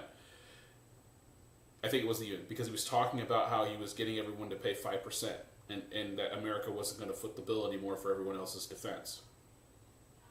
And he mentioned something kind of offhand. But the thing about Trump is he'll say offhand things, but he means them. Or he's trying to see the reaction. He's trying to gauge the reaction. But he said, we've been basically supplying NATO with all of the security. We've been spending all the money while NATO hasn't been doing anything. All of the money American taxpayers have been paying for NATO. And it's about time that everyone pays their fair share. We're not going to, no more free rides, as it should be. But the other thing that he said offhand was, we've been doing this, and we've been there for NATO for all these years. But I wonder if NATO will be there for us. If we need them. I hope they would. I think they would, but I don't know if they would. That's what he said. And so Iran was actually a very good test. And who does he test? He takes his most supposedly number one ally. And this is the thing I hated about Keir Starmer, because he did it. See, the thing about Keir, he would call the president Donald. But to me, it was always a double entendre.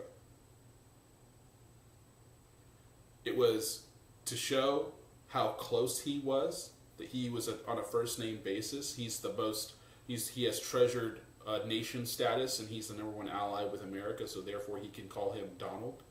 But I think also it was a little bit of a dig, because it was like, I'm not going to call him by his title. I'm not going to give him the respect of Mr. President. I may not be right. That's just how I interpret it. I think it's a little bit of a double entendre. But he would never call him Mr. President. He would always say Donald. He was like the only person that would do that. And I thought that was really odd, on the world stage, no less.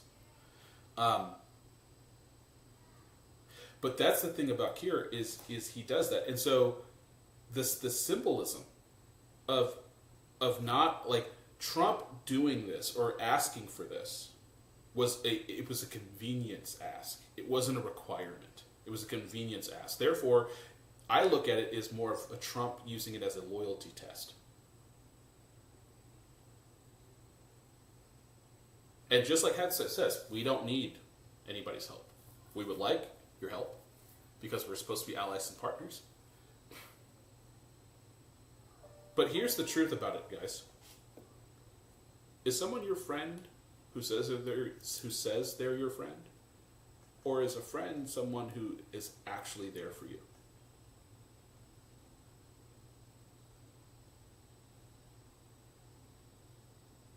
If someone says they're your friend and doesn't show up for you, is that really your friend? When they could help you, when they have the means to help you, the only thing not helping you is them just say, yes, I'll help you.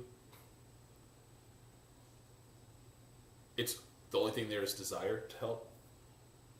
If they don't, is that really someone that you would call a friend?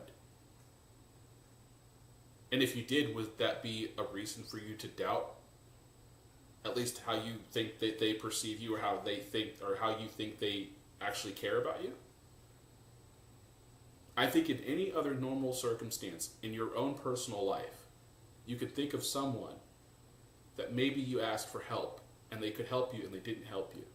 And that hurt. And that changed your relationship. It's the same with nations, guys. It's damage. And sometimes, depending on the person, it's you cannot repair it. It's irreparable. And I think personally, because of the type of person Trump is a New Yorker. A lot of people forget. He's a New Yorker. He's old school New York. Okay? Old school New York. Came up when the mob was big. You know, you got to understand, like, he's old school, get it out the mud, New York. All right? That's why he talks like that. That's why he acts like that. It was he became a billionaire in one of the hardest places to become a billionaire. It doesn't matter if you have money. Everybody, listen, when you're in society like that in New York, okay, New York is one of the wealthiest, if not like the wealthiest city in America, okay? Which means if you're quote unquote rich and you're part of a circle with everyone got money, everyone's got money and everyone's trying to get more money and everyone's outmaneuvering and getting over on people to get more money and to be the top dog. It's knife fights. It's just a different type. It's the same that happens in the hood. You got poor people trying to get rich. But in the rich places, you got rich people trying to get power and more money. And the games are more sophisticated and just as deadly. And so his mentality, that's his mentality. And so it's extremely, like, the one thing that he cares about above all else is loyalty. And if you prove yourself to be disloyal, he will cut you off in a second, because he learned his lesson in the first administration. Because he had a lot of people smiling in his face and stabbing him in the back. And he wasn't used to that, because he surrounded himself with loyalists. He didn't realize when he came, people that appeared to be loyal were not. It's a different game now. He understands the rules now. That's why I started the stream with that live with him talking at the rally, because he's in Kentucky campaigning for the opposition to get Thomas Massie out of Congress, because he's not loyal to the party and he's not loyal to Trump. And so this litmus test, this loyalty test with Keir Starmer, he failed in dramatic fashion. And he knew he failed, and he knew he messed up, and he tried to fix it, and he kept going back and forth, and it just made it worse. And Trump is someone that he'll forgive you. He'll just never trust you. And you will forever, and I mean forever, be on the outside. You've lost your opportunity. Because he knows now. The moment you can, the moment you will. And that's why the next 3 years is going to be hard for Britain and America. I'm telling you right now. So I thought this was colorful. I thought this was worth watching. Let's go. Let me go through my bookmarks, and I'll come back to the ISIS thing and what Abby Phillips said on CNN, which was disgusting. I'll start down and I'll go up. So a couple memes I saw. This is Mamdani before. And here's the thing, and you better get a job and cover the rent, New York City. And I find this hilarious because it's true. Like, New York got co-opted by a dude who was promising her everything and saying all the right things, but is not doing anything. And this is the problem. Like, I don't want to get into the man-woman thing, but it's easy. Words are easy, guys. Words are so easy. You know, words are so easy. Especially when, you know, words are so easy because, especially when you, they're saying everything that you want to hear. They're pouring honey in your ear. And I knew it was over, and I knew it was bad when he started saying free everything, free everything. And I was just like, how does this work? And it's because it's a lot of young people voted, and to be frank, they just don't know anything. They don't know anything. They don't even know. Man, I remember sitting in the chair when I used to have dreads, and a 23-year-old college student didn't know what the USSR was. This is how they're getting radicalized. This is how they're getting tricked into believing communism and socialism is a real thing, and it works, and it never has, and it never will. It's all about power and control and lies. It's for narcissists. It's for nihilists. And it's used to control populations. And once you give up control, this is exactly what you look like now.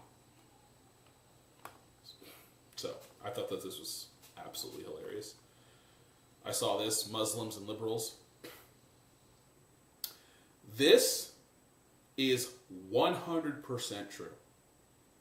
And I've got to find the video.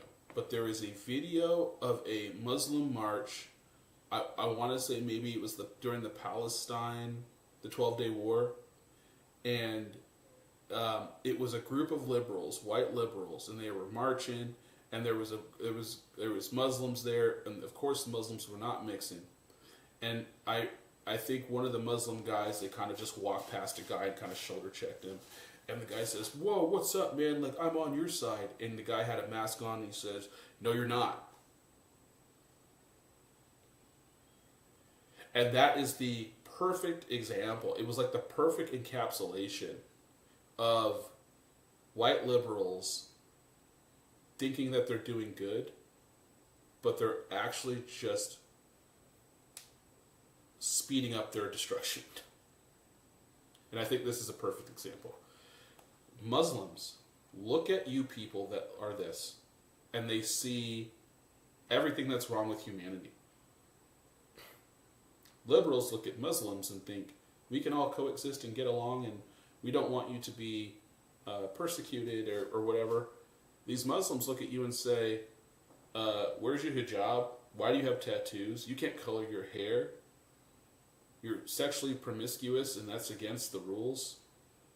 You're not a wife. You have to be a mother. Like, there's a bunch of things that this just doesn't mix, and this is just a perfect example. It's the liberal holding the bow, and the Muslim holding the arrow, and not understanding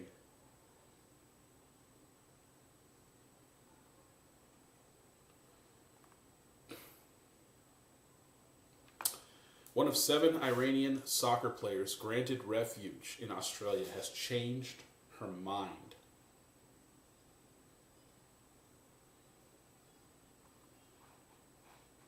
Did I do that? I did do that. My bad, guys. I thought I hit this. It's my bad. Put this down here. And you know what she did when she changed her mind? She told, after she divulged their secret location to the Iranian embassy. But guess what? There was no one in Iran to pick up the phone. There's no one there. But somebody had second thoughts, or not even second thoughts. You know what she was? She was a spy from the beginning. She knew what she was going to do from the very beginning. She said, "Oh, these traitors to the IRGC, unbelievable." And now it sounds like, I don't know. I haven't been following this closely today, but it sounded like the officials were going to ship the ball back, but I'm not sure if that happened. I saw this about the bombing of the school in Iran. And this says evidence is clear. It's not a Tomahawk. Iran alleged that an American Tomahawk cruise missile hit a school. I'm going to tell you right now, I don't think that this was us. I think that this was Iran, and I think this is all propaganda. And he goes into an analysis, AI analysis. I don't know how much we can depend on that. Okay? But the reason I flagged this is because you can do all the AI stuff you want. It had 7.3 million views. And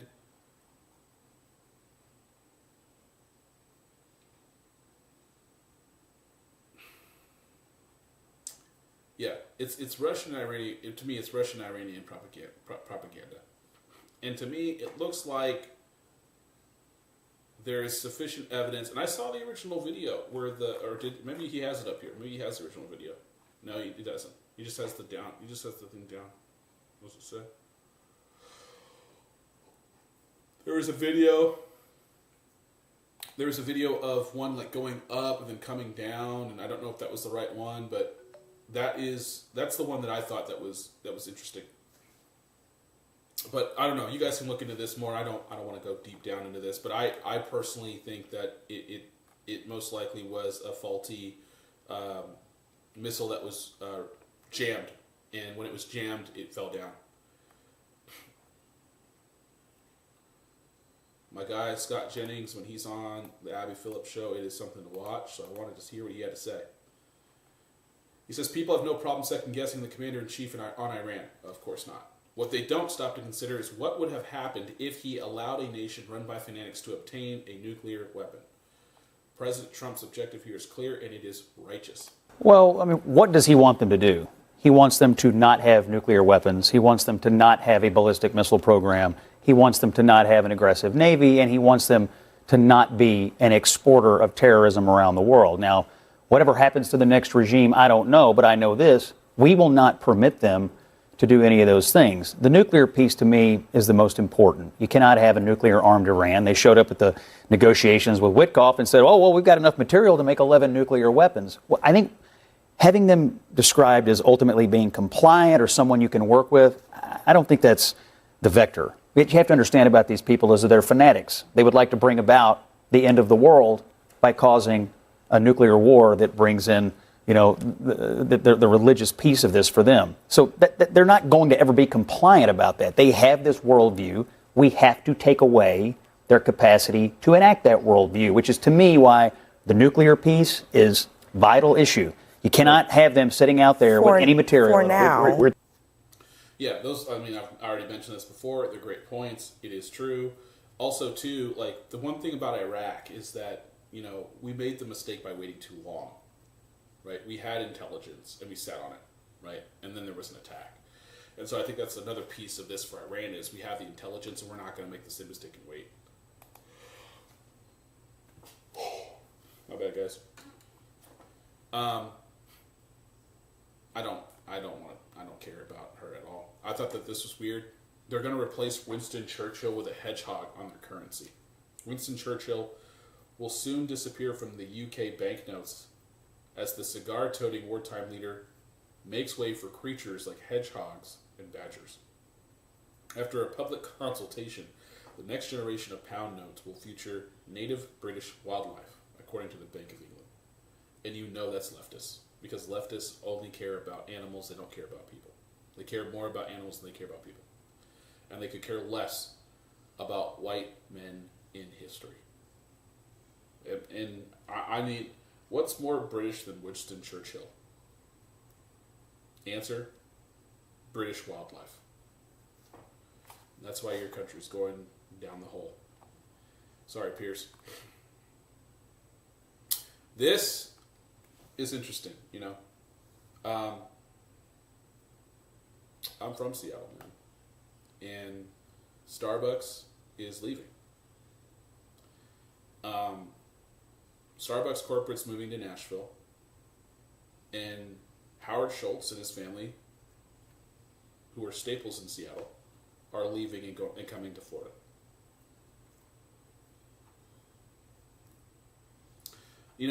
I read this, and I don't think it's worth reading.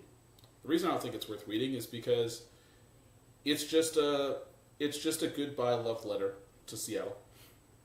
But, Seattle will continue to decline as more and more the West Coast is declining. The liberal West Coast is declining because, listen, it's not that the places are bad. It's that the people who run them have an ideology and a misapplied worldview that is a detriment to civil society. This is why they want to burn down America, because the American way of life is against what they believe. That's why companies leave. That's why people are leaving. That's why they have net migration. No one wants to come to their crappy state, is because we don't want to live that way. So, I don't know. There's something there. Anthropic. This is definitely worth watching. Holy smokes. When I watched this, I wasn't surprised, but I was. Great question.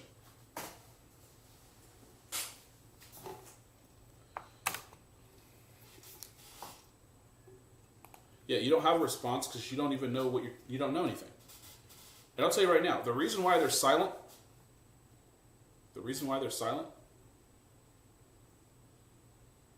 is because there is no direct link of Israel here. They try to say, oh, Israel bullied Trump. No. Because they're not going to attack America. They can't confront America directly. They will not directly attack Trump.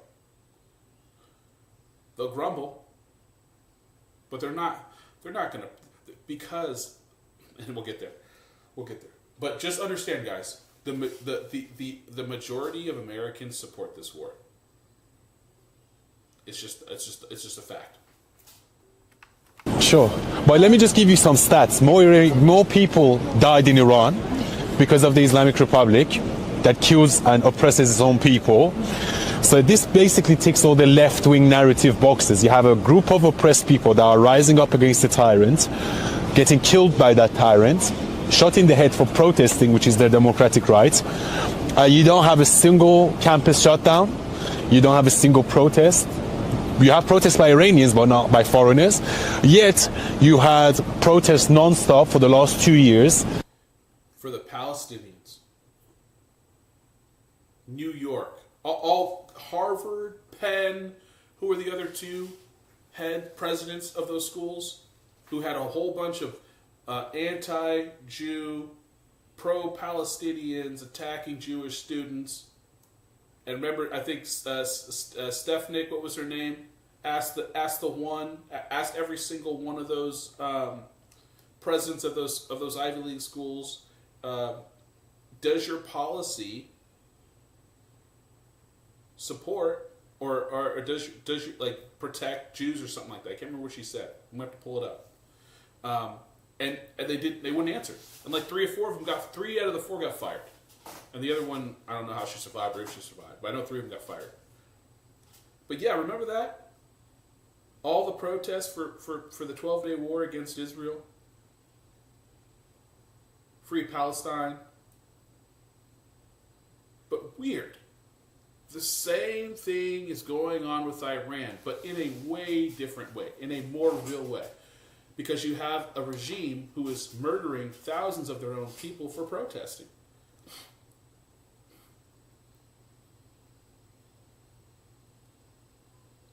You know why you don't see the protests? It's because the protests for pro-Palestine are funded. They're socially engineered. At least the majority of them are. I believe they are. And it wasn't political expedient to protest Iran, because ultimately that would have given more support to Donald Trump. Because the Iranian people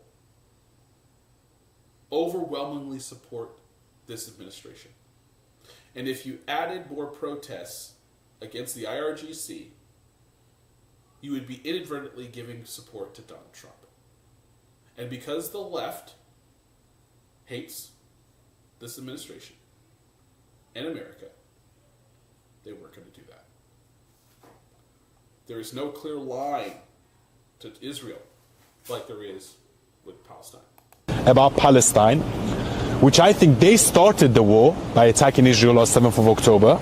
Yeah, Israel responded and they basically won the war, but then you had protests for 2 years condemning Israel, calling it a genocidal state, even though Israel could have committed genocide in 1 hour if they wanted to. The reason why war took 2 years is because they didn't want to commit a genocide. But then you have the Islamic Republic that is actually causing a genocide, killing their own people will not say anything. Why do you think that is? Many reasons. However, I do disagree fundamentally about... She said many reasons like twice or 3 times, but she has not given one reason. She said many reasons the first time, and then she couldn't even think of one. And she said, oh, give me a minute to think. And he says, okay, while you're thinking, let me lay out my case. And then he asks her again, and she says many reasons. And then now she's saying, well, I disagree about something you said. She hasn't given one reason. There not being... Sorry, could you just repeat what you're saying? Yeah. I disagree with you about the origins of October 7th and that... Okay. That it was... Yeah, so look, the thing is, Hamas was given $20 billion back in 2005, yeah? They could have built skyscrapers. They could have made Gaza the next Dubai if they wanted to, because they got the support from international community. They dragged every single Jew out of Gaza back in 2005. But then guess what happened? When Hamas took over, they killed all the oppositions, threw them off the buildings, destroyed all the glass houses that the Jews had built that provided food for them. Then they used the 20 billion to build tunnels, and then the leaders of Hamas, they went and lived in 5-star hotels in Qatar, whilst their sons were on private jets with half-naked women, whilst Palestinians were starving, or the people that live in Gaza. And then people scream genocide. They caused October 7th. They attack, and they try to commit a genocide on the Jews on the October 7th. They try. I can't have a good faith debate. She has to run away. And the triggering thing was when he said that Hamas was trying to do a genocide on the Jews. She's like, I can't do this anymore. She could never do it to begin with because she has no idea what she's talking about. Why? Because I Would you like about the causes of October 7th. She fundamentally disagrees with the causes of October 7th. What was the cause of October 7th?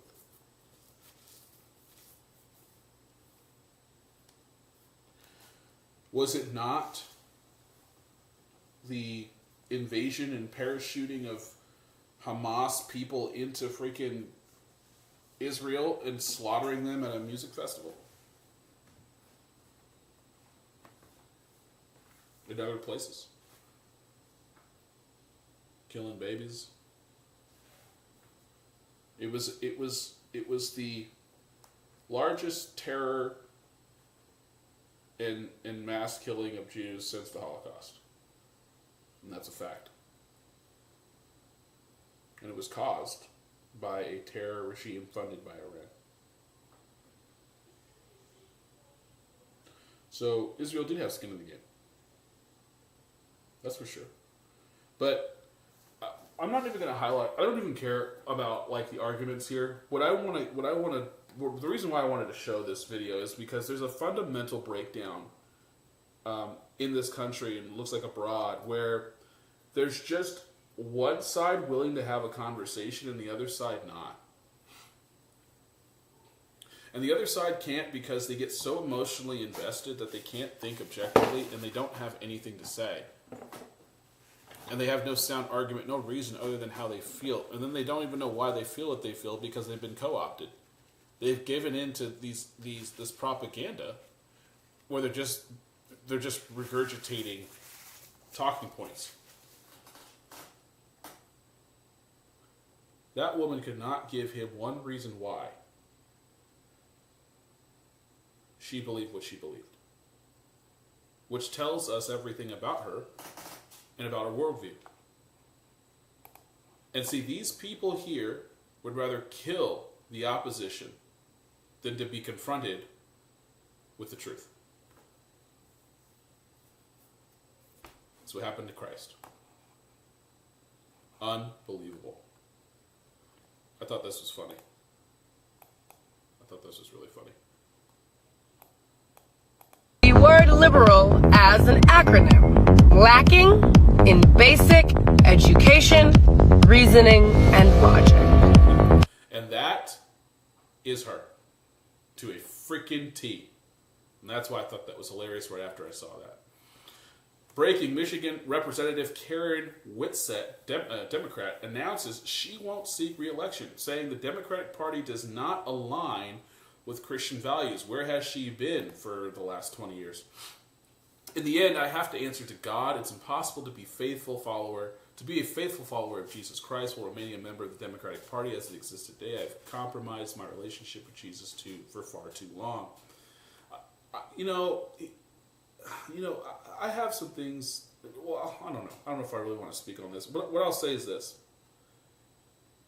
your religious beliefs should have nothing to do with your political identity. Meaning that your religious beliefs matter to you. But it's not going to be a requirement in politics because politics is a secular field. So as a Christian, you going into a secular field, you should be representing Christ in that field, but you can't expect the party to represent Christ because it's not a Christian party. It never was. There could be Christians that make up the party, but it's not created from that worldview.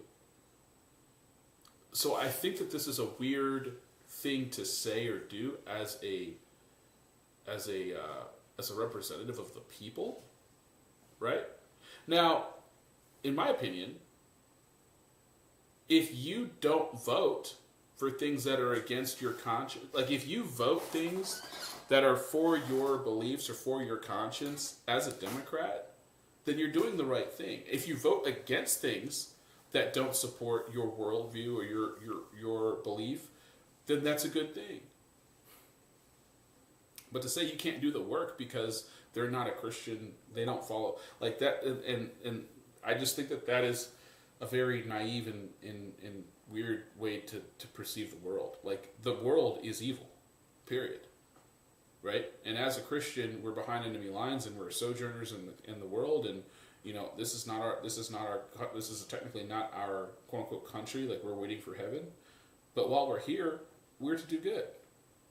And if that's in politics, if that's in corporate, if that's in blue collar jobs, if that's being a homemaker, if that's being an inventor, whatever that is, you should be doing it and doing it with all your might as you work unto the Lord. And so, I thought that this was interesting because I think that this is kind of missing the point of being a Christian in the world. You should be letting your light shine, right? Not hiding it under a bed. So I thought that was with it. This irritated me. Not this, but the reaction to this. So this is breaking. Pete Hegseth's Department of War is facing backlash from liberals after reportedly buying $22 million worth of steak and lobster near the end of the spending year. Liberals are attempting to criticize the Department of War, but are disregarding the fact that our government pays for steaks and lobsters for soldiers getting ready to deploy. This is media manipulation. Our troops deserve a great meal before taking off to serve. We're in the middle of a major conflict. I refuse to call it a war until we are officially at war. We're in a conflict right now. We're doing strikes. If we vote to go to war, then we're in a war posture. But right now, we're not in a war, quote unquote, war posture, the official war posture where we declare war. We are just striking them. So I do think that I got no problem with this. I don't know why we're criticizing them. It's at the end of the year. There's probably money left over in the budget, and we're spending it on the troops to have a nice meal, and I think that's a good thing. And God bless them and thank them for all their service and thank them for putting their lives on the line. And man, I don't see why we would even be upset at that, and that makes me sad that we are. And here we are, guys. The last two stories we have to talk about. I had to circle it back. So, Ana Navarro attempts against Mayor Mamdani, who was raised Muslim. The attack wasn't on Mamdani. This is forgetting the Biden years. I'm not going to worry about that for now. We're going to skip that. We're going to talk about this. And this is what we talked about before that I kind of got sidetracked off. This is Making Kelly. Let's finish what she's saying here. This is the CNN anchor, Abby Phillips, tries to run cover for ISIS terrorists. And the people are calling for her to be fired. And Megan's just going in on it. You will fail there too, because all you do is speak in a monotone and say things that attack President Trump while trying to sound reasonable, but not being reasonable, and constantly cutting off the one conservative on your panel and showing slight indignation whenever they make a good point for who could listen to this woman? It's horrible. She's got more people on her panel than she does audience members. Boy. So we got to talk about CNN, a network that just continues to humiliate itself due to Trump derangement. And that is showing up in the viewership, right? The viewership for CNN is tanking heavily, right? When you thought that it couldn't go any lower, it just continues to get lower and lower and lower. Anytime you look at the viewership numbers for CNN compared to other networks, the CNN shows always last, right? The primetime shows are behind the late night shows of Fox News. That's how bad it is, okay? And one of the reasons why it's so bad, again, is because of the Trump derangement. They've now become pro-Islamist, pro-Islamic Iranian regime, right? This is what CNN has become now. And Abby Phillip, who is one of the worst propagandists for CNN, is facing calls to be fired, okay, due to her latest lie that she told on her network that she had to correct. We're going to talk about the correction here. But first, we got to talk about the lie, because she went on air and told the few viewers that CNN actually has at this point that Zoran Mamdani was the target of the terrorist attacks that happened in New York City, where you had a couple of radical Islamic extremists throwing bombs outside of his mansion at anti-Mamdani protesters. Okay, so they threw bombs outside of Zoran's mansion at anti-Zoran protesters, right? And for whatever reason, Abby Phillip claimed that no, Zoran was actually the target of what happened. Yep, and that's not what happened. So let's jump to the clip. And say Muslims don't belong here after an attempted terror attack against New York's Mayor Zoran Mamdani, and the House Speaker Mike Johnson says nothing really to condemn those comments. Another special guest is going to be with us at the table when we come back. Speaker Mike Johnson has a rhetoric problem on his hands after two of his members made anti-Muslim comments. This week, Congressman Andy Ogles wrote on social media that Muslims don't belong in American society, that pluralism is a lie, and in a post today, he called Muslims barbarians. Congressman Randy Fine is also facing backlash over his post calling for Muslims to be deported and pushing to denaturalize American citizens. And tonight, Johnson acknowledged speaking with both men, but stopped short of condemning his post calling for Muslims to be deported. And we need to go back and review every single naturalized citizenship application for 35 years. And for those who are a threat to America, denaturalize and deport all of them now. What's wrong with that? We don't need to live like this, deport them all. I mean, Muslims don't belong in American society. Pluralism is a lie. I mean, I think that's not right. I mean, I don't think that's true. I mean, Muslims, all types of people belong in American society, right? And pluralism isn't a lie. I mean, I think that's just dumb to say. I don't know why you would say that. The EU has silenced my ex-post that called pluralism a lie and kindly said that Muslims don't belong in America. Muslims run their government and they are silencing free speech. We must not cower to these barbarians. I think that's kind of wild that you call them barbarians, bro. Like, and this is the problem. It's just two extremes, right?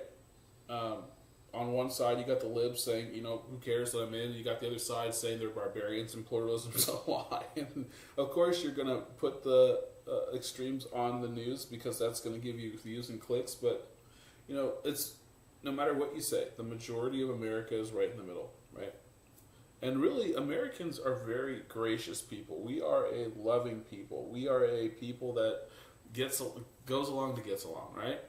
We're not trying to...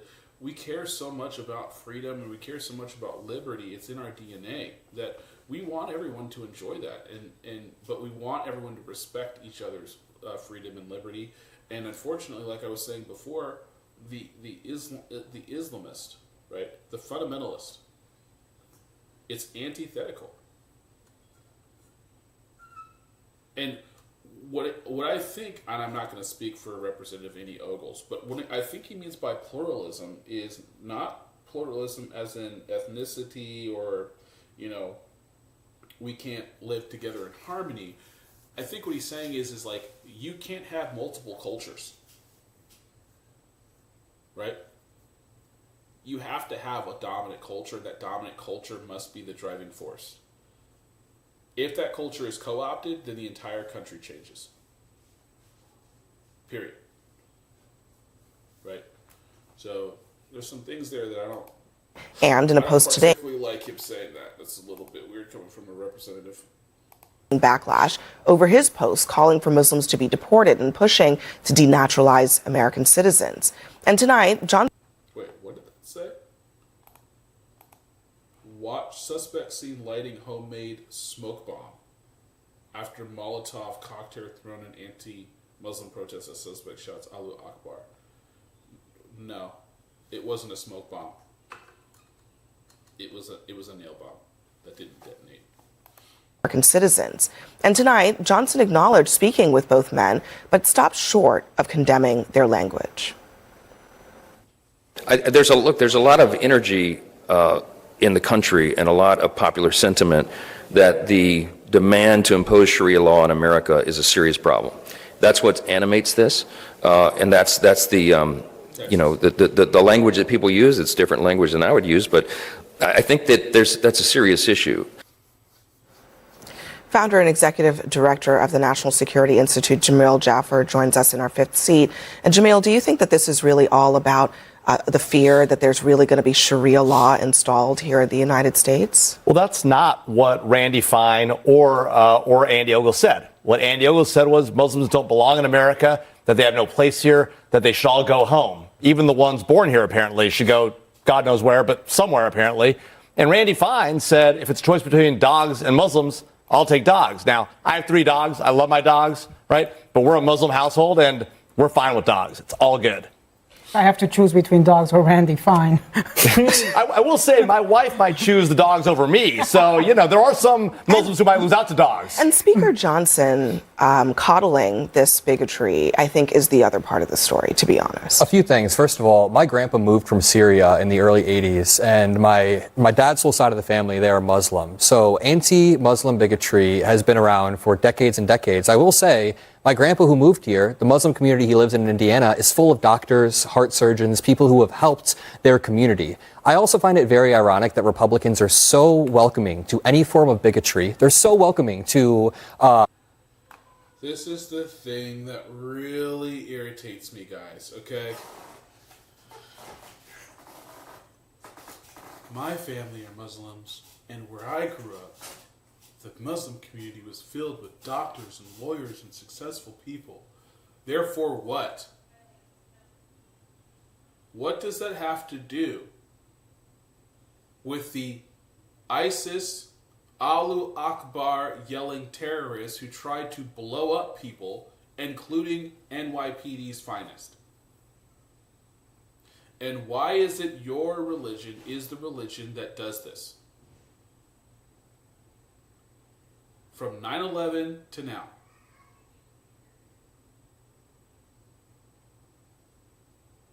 All the terror around the world is inspired by one religion, Islam.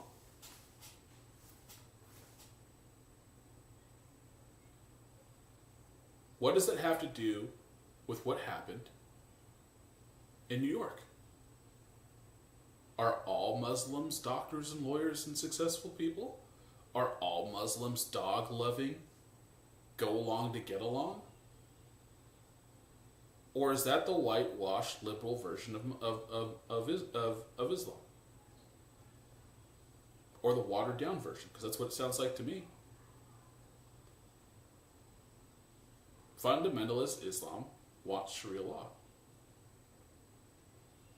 And you giving us some antidote and talking about how where you're from in Indiana, of all places, there's a bunch of Muslims that are all doctors and lawyers or whatever. What does it have to do with what happened in New York? Anti-trans bigotry. They are so welcoming to... Anti-trans bigotry. This is the stuff that the leftists always... They use these buzzwords. These words are just so played out. It's just so played out.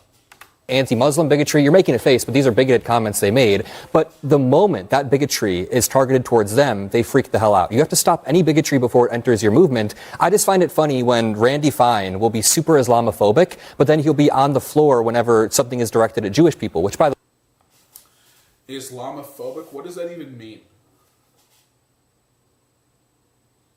What does that even mean? Are you saying that people are afraid of people who claim to be Muslims? Well, shouldn't they be? Isn't that what Islam preaches? Infidel, jizya, death to America. I guess I'm confused. Isn't that where all the terrorists are coming from? And isn't that what the terror is? Didn't that guy in Texas who shot and killed those people and hit all those people in the early week or the first week of the war? I think he was wearing a sweater that said "Product of Allah" and he was a Muslim. You don't think that these are good reasons? All the history that we have for people to be wary, especially during this time? You think that that's unreasonable? I don't think that's bigoted. I don't think that's phobic. I think that's smart.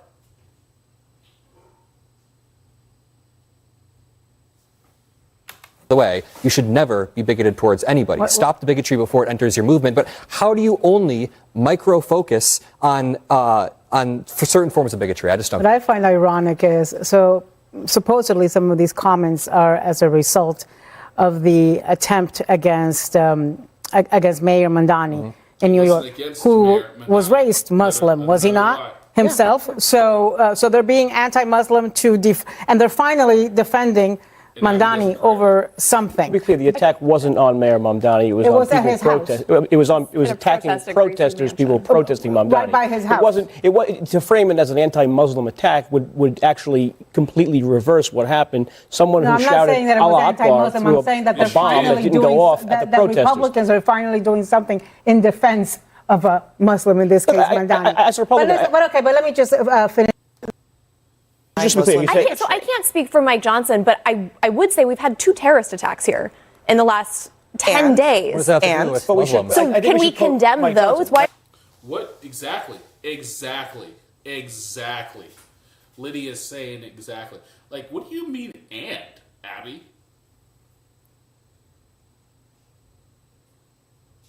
This is why everyone hates her. How do you just say and as an answer to that question? It's a legitimate question. What about addressing the 2 Muslim Islamic terrorist attacks that have happened within the last 10 days? How is that not an issue? And you thinking it's not an issue is what led you to write that garbage or say that garbage, and that's what's led you to have to retract it, and you're probably going to lose your job. I don't know what the media's issue is with taking this stuff serious.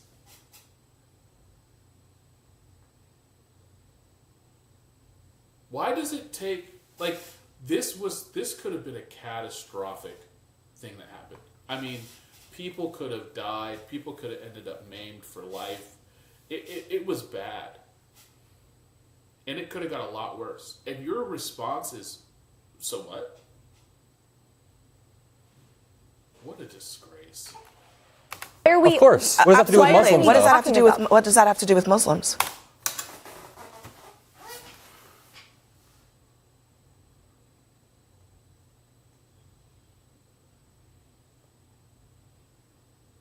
What does that have to do? What does that have to do with Muslims? Look at this guy laughing. He thinks it's funny. And this is what you get. This is what you get. This is what you get. This is what you get. This is identity politics. This is it. This is the culmination. You cannot criticize a group on the left because you're a bigot, even though they're doing horrible things. There is a radical strain of Islam that's led to these terrorist attacks. Obviously, the vast majority of Muslims are people peaceful. with terroristic ideologies here and all around the world. What does that have to do with whether Muslims belong in American society? Because it's a common denominator, Abby. If all of the terror around the world is from one denominator, Islam, that's the argument. You may not like it. It may not be something you want to hear. But it's the truth. And you got to deal with it. You have radical Islamists strapping bombs to themselves and blowing themselves up to take out as many quote-unquote infidels so they can go to paradise. If your religion promotes martyrdom and murder, it's a problem. Americans have a problem with it. We are a Christian nation. We're not a Muslim nation. The gospel is antithetical to Islam and vice versa. If Muslims want to be ruled by Christians, they're welcome to be here and be ruled by Christians. But if you want to confront or clash, there's going to be a clash. And we're going to take strong objection to radical terror imposed by Islamists. But to act ignorant or stupid and act as if, well, yeah, there's terror around the world, but what does it have to do with Muslims here?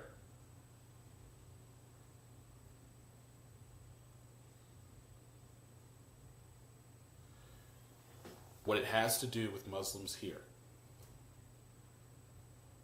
is that it's going to create a heightened sense of distrust, uncertainty, and fear.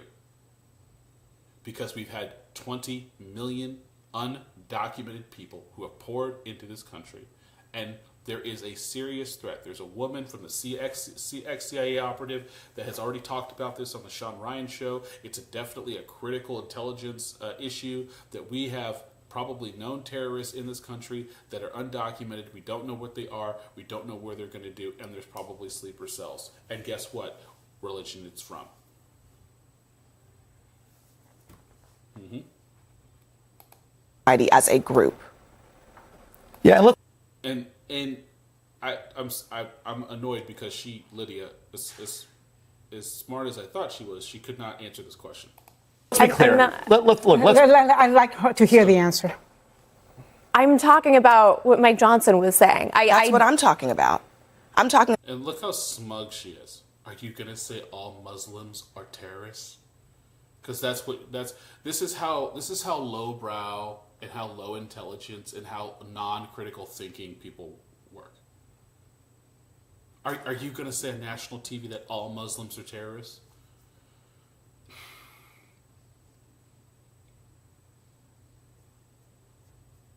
What I'd say on national TV is that the Muslim religion promotes a certain type of belief that enables and encourages individuals to kill themselves and others to receive better reward in the afterlife, which I think is a horrific worldview and a downright evil belief. And if it radicalized 2 teenagers or 2 20-year-olds, however old they are, they're young, by watching stuff on their phone promoting this garbage to attack the New York Police Department and protesters while shouting Allahu Akbar, I absolutely think that that's a problem, and that's a common denominator. And it needs to be addressed. Ignoring it and hiding behind what? Bigotry? Or quote-unquote phobia? And this is the problem with the liberals. Like I showed the meme. They hold the bow. They hold the bow.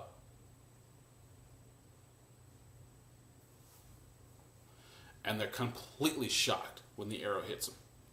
About what he didn't say. But you haven't read his full quote. What I'm talking about is what he didn't say. We can be tough on Islamic extremism without compromising our commitment to religious liberty. He was chiding those 2 members of Congress. And by the way, as a Republican, was he? And see what she said? He said, you didn't read the full quote, because that's what they love to do. They love to take quotes out of context and turn it into something someone didn't say, create a straw man, and then argue against it because they have no argument. And he reads the full quote, and he says he was holding him accountable, and she's like, did he? Did he really? Well, that's how you want to view it, Abby. You're a cynic. Of course you're going to say that. But you're putting words in people's mouths, and you're being shameful. And that's why you got called out, and that's why you're probably going to get fired. Hopefully you will, because you're a disgrace. You're not a journalist. I believe that the same amendment. There are strong language. The same amendment that gives those 2 members of Congress. Or is it bigotry, Joe? The same. And she's always talking. She didn't talk over. She always talks over the conservatives. She never talks over the liberals, ever. She talks over her. She tries to get a gotcha moment of her. He tries to break it down, which is tearing her argument apart. Instead of listening because she's going to get torn apart, she tries to filibuster. It's ridiculous.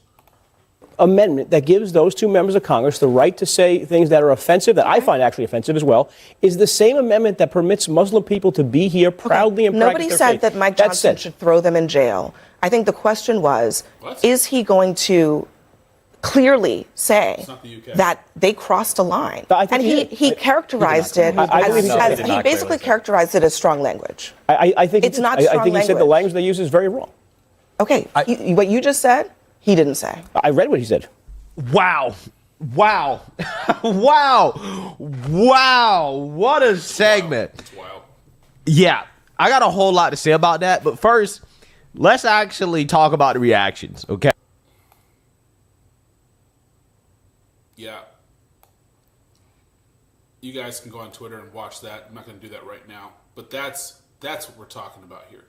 We're talking about the complete and utter foolishness that is CNN, that is straight up lying, and had to retract not one, but 2 statements because they cannot tell the truth. They are incapable of telling the truth.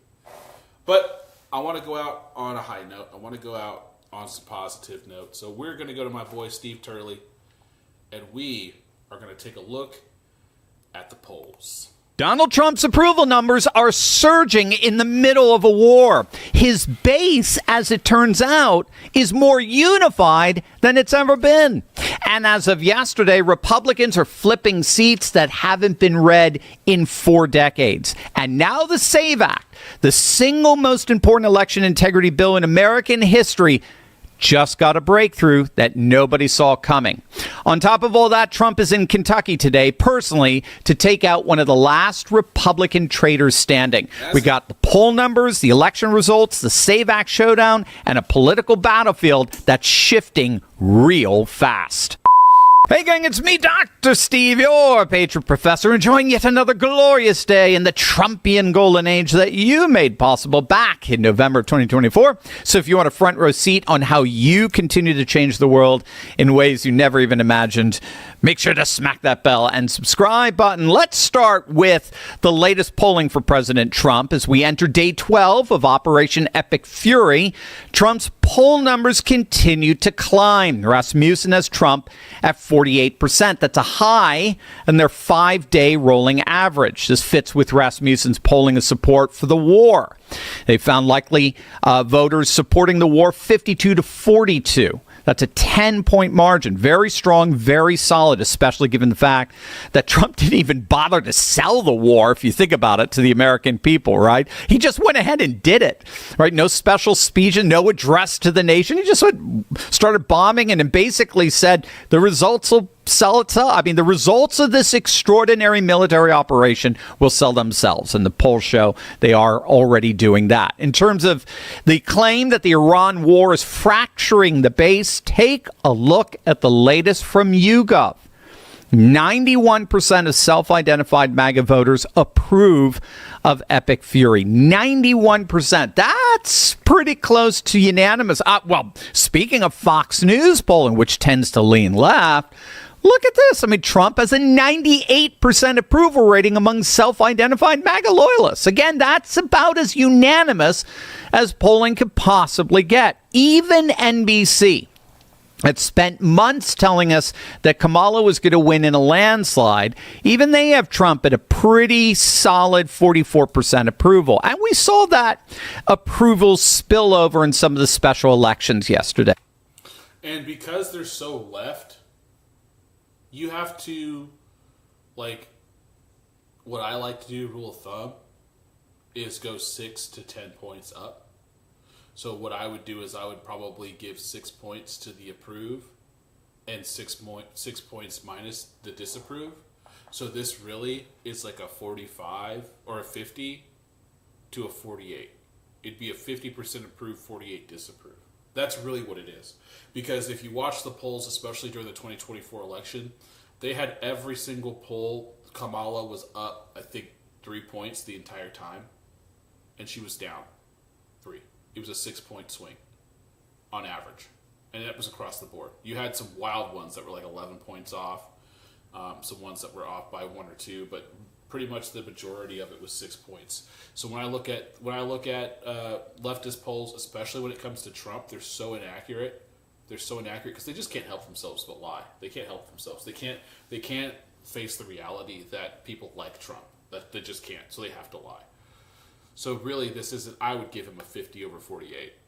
where the GOP actually flipped 2 seats. Republican Jeannie Lacroix flipped a deep blue seat on the Prince William County Board of Supervisors in Northern Virginia. She's the first Republican to hold the Woodbridge seat in 38 years. The Democrat nominee, Mohammed Safayan Qasim, imploded after embarrassing resurfaced social media posts were considered racist, misogynist. It prompted a number of prominent Democrats to demand that he drop out of the race. He did not, and he got crushed. And in Florida, Selena Samios defeated a Democrat incumbent in the Royal Palm Beach Village Council race. That's literally in Trump's backyard. So Florida just continues to get redder and redder.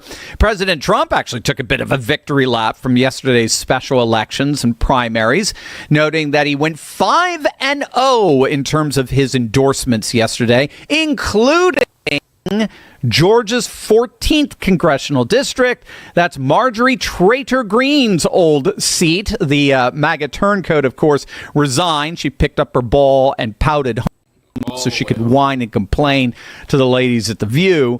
But Trump-backed Clayton Fuller soundly defeated a crowded Republican field. That election will now go to a runoff where Fuller is expected to win handily. Now, with these election victories in place, especially the flips, the $10,000 question on everyone's mind is, what on earth is the status of the SAVE Act in Congress? And this is getting very, very interesting. As you know, the SAVE Act would require proof of citizenship to register to vote in federal elections and mandate photo ID at the ballot box. And it just got a massive boost from the most unlikely of places, John Cornyn of Texas. The embattled senator, a lifelong institutionalist, a guy who's defended the filibuster his entire career, just published an op-ed in the New York Post today titled, "Why the SAVE Act Matters More Than the Filibuster." He is now publicly calling for suspending the filibuster to pass this bill. Now, why the sudden change of heart? Well, it might have something to do with the fact that Cornyn just got humiliated in the Texas GOP primary. He couldn't even clear 50%. Ken Paxton took a massive chunk of the vote and forced him into a runoff. And Paxton publicly said that he would drop out of the runoff if the Senate passes the SAVE Act. So Cornyn's political survival is now tied directly to this bill. So where do we stand with it? Well, the bill already passed the House. It has majority support in the Senate, but it can't get past the 60-vote filibuster threshold because every single Democrat, except possibly John Fetterman, is blocking it. Fetterman told Fox News he could support it if it just you keep it simple, citizen requirement, voter ID requirement, that kind of thing. So the problem when all is said and done is Senate Majority Leader John Thune. He does not want to touch the filibuster. He's worried that if they do go to a talking filibuster, could tie up the Senate floor for weeks. I mean, even though the Senate's already basically been shut down by the Democrats refusing any votes. But there is good news on the horizon. And I'm going to show you exactly that. But first, let me tell you what's really happening right now while the meeting. The talking filibuster, I do believe they will nuke it. But regardless, Kayleigh, we have the majority in the Senate now, along with the House majority and with the White House. We don't know how long that will continue. But we know that there is a chance that a year from now, things will be different. So let's give it a shot now. And particularly since this regards election security and our ability to win a fair election may well depend on passage of the Save America Act. Why would we waste any time? Even if there are other legislative priorities we want to tackle, why not deal with this first, knowing that it's going to take some time and knowing how important it is to maintain the president's agenda and the congressional minorities in Republican hands.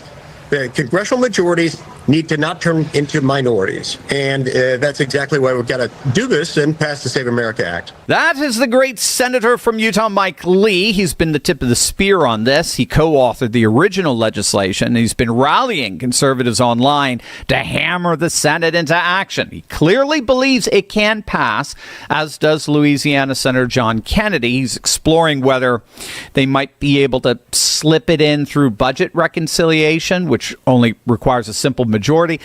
He does admit there are serious procedural hurdles with something called the Byrd Rule, and that Senate parliamentarian might veto it. And here's the wild card. Trump himself now has said that he will refuse to sign any legislation, anything, until the SAVE Act passes. He's also pushed to attach additional provisions, such as banning mail-in ballots. So he's going all in on this. So who are the holdouts? Now as we speak? Well, it's the usual three. It's Murkowski, it's Collins, and it's that bitter old man McConnell. Three Republican senators who are either opposed or, quote, skeptical.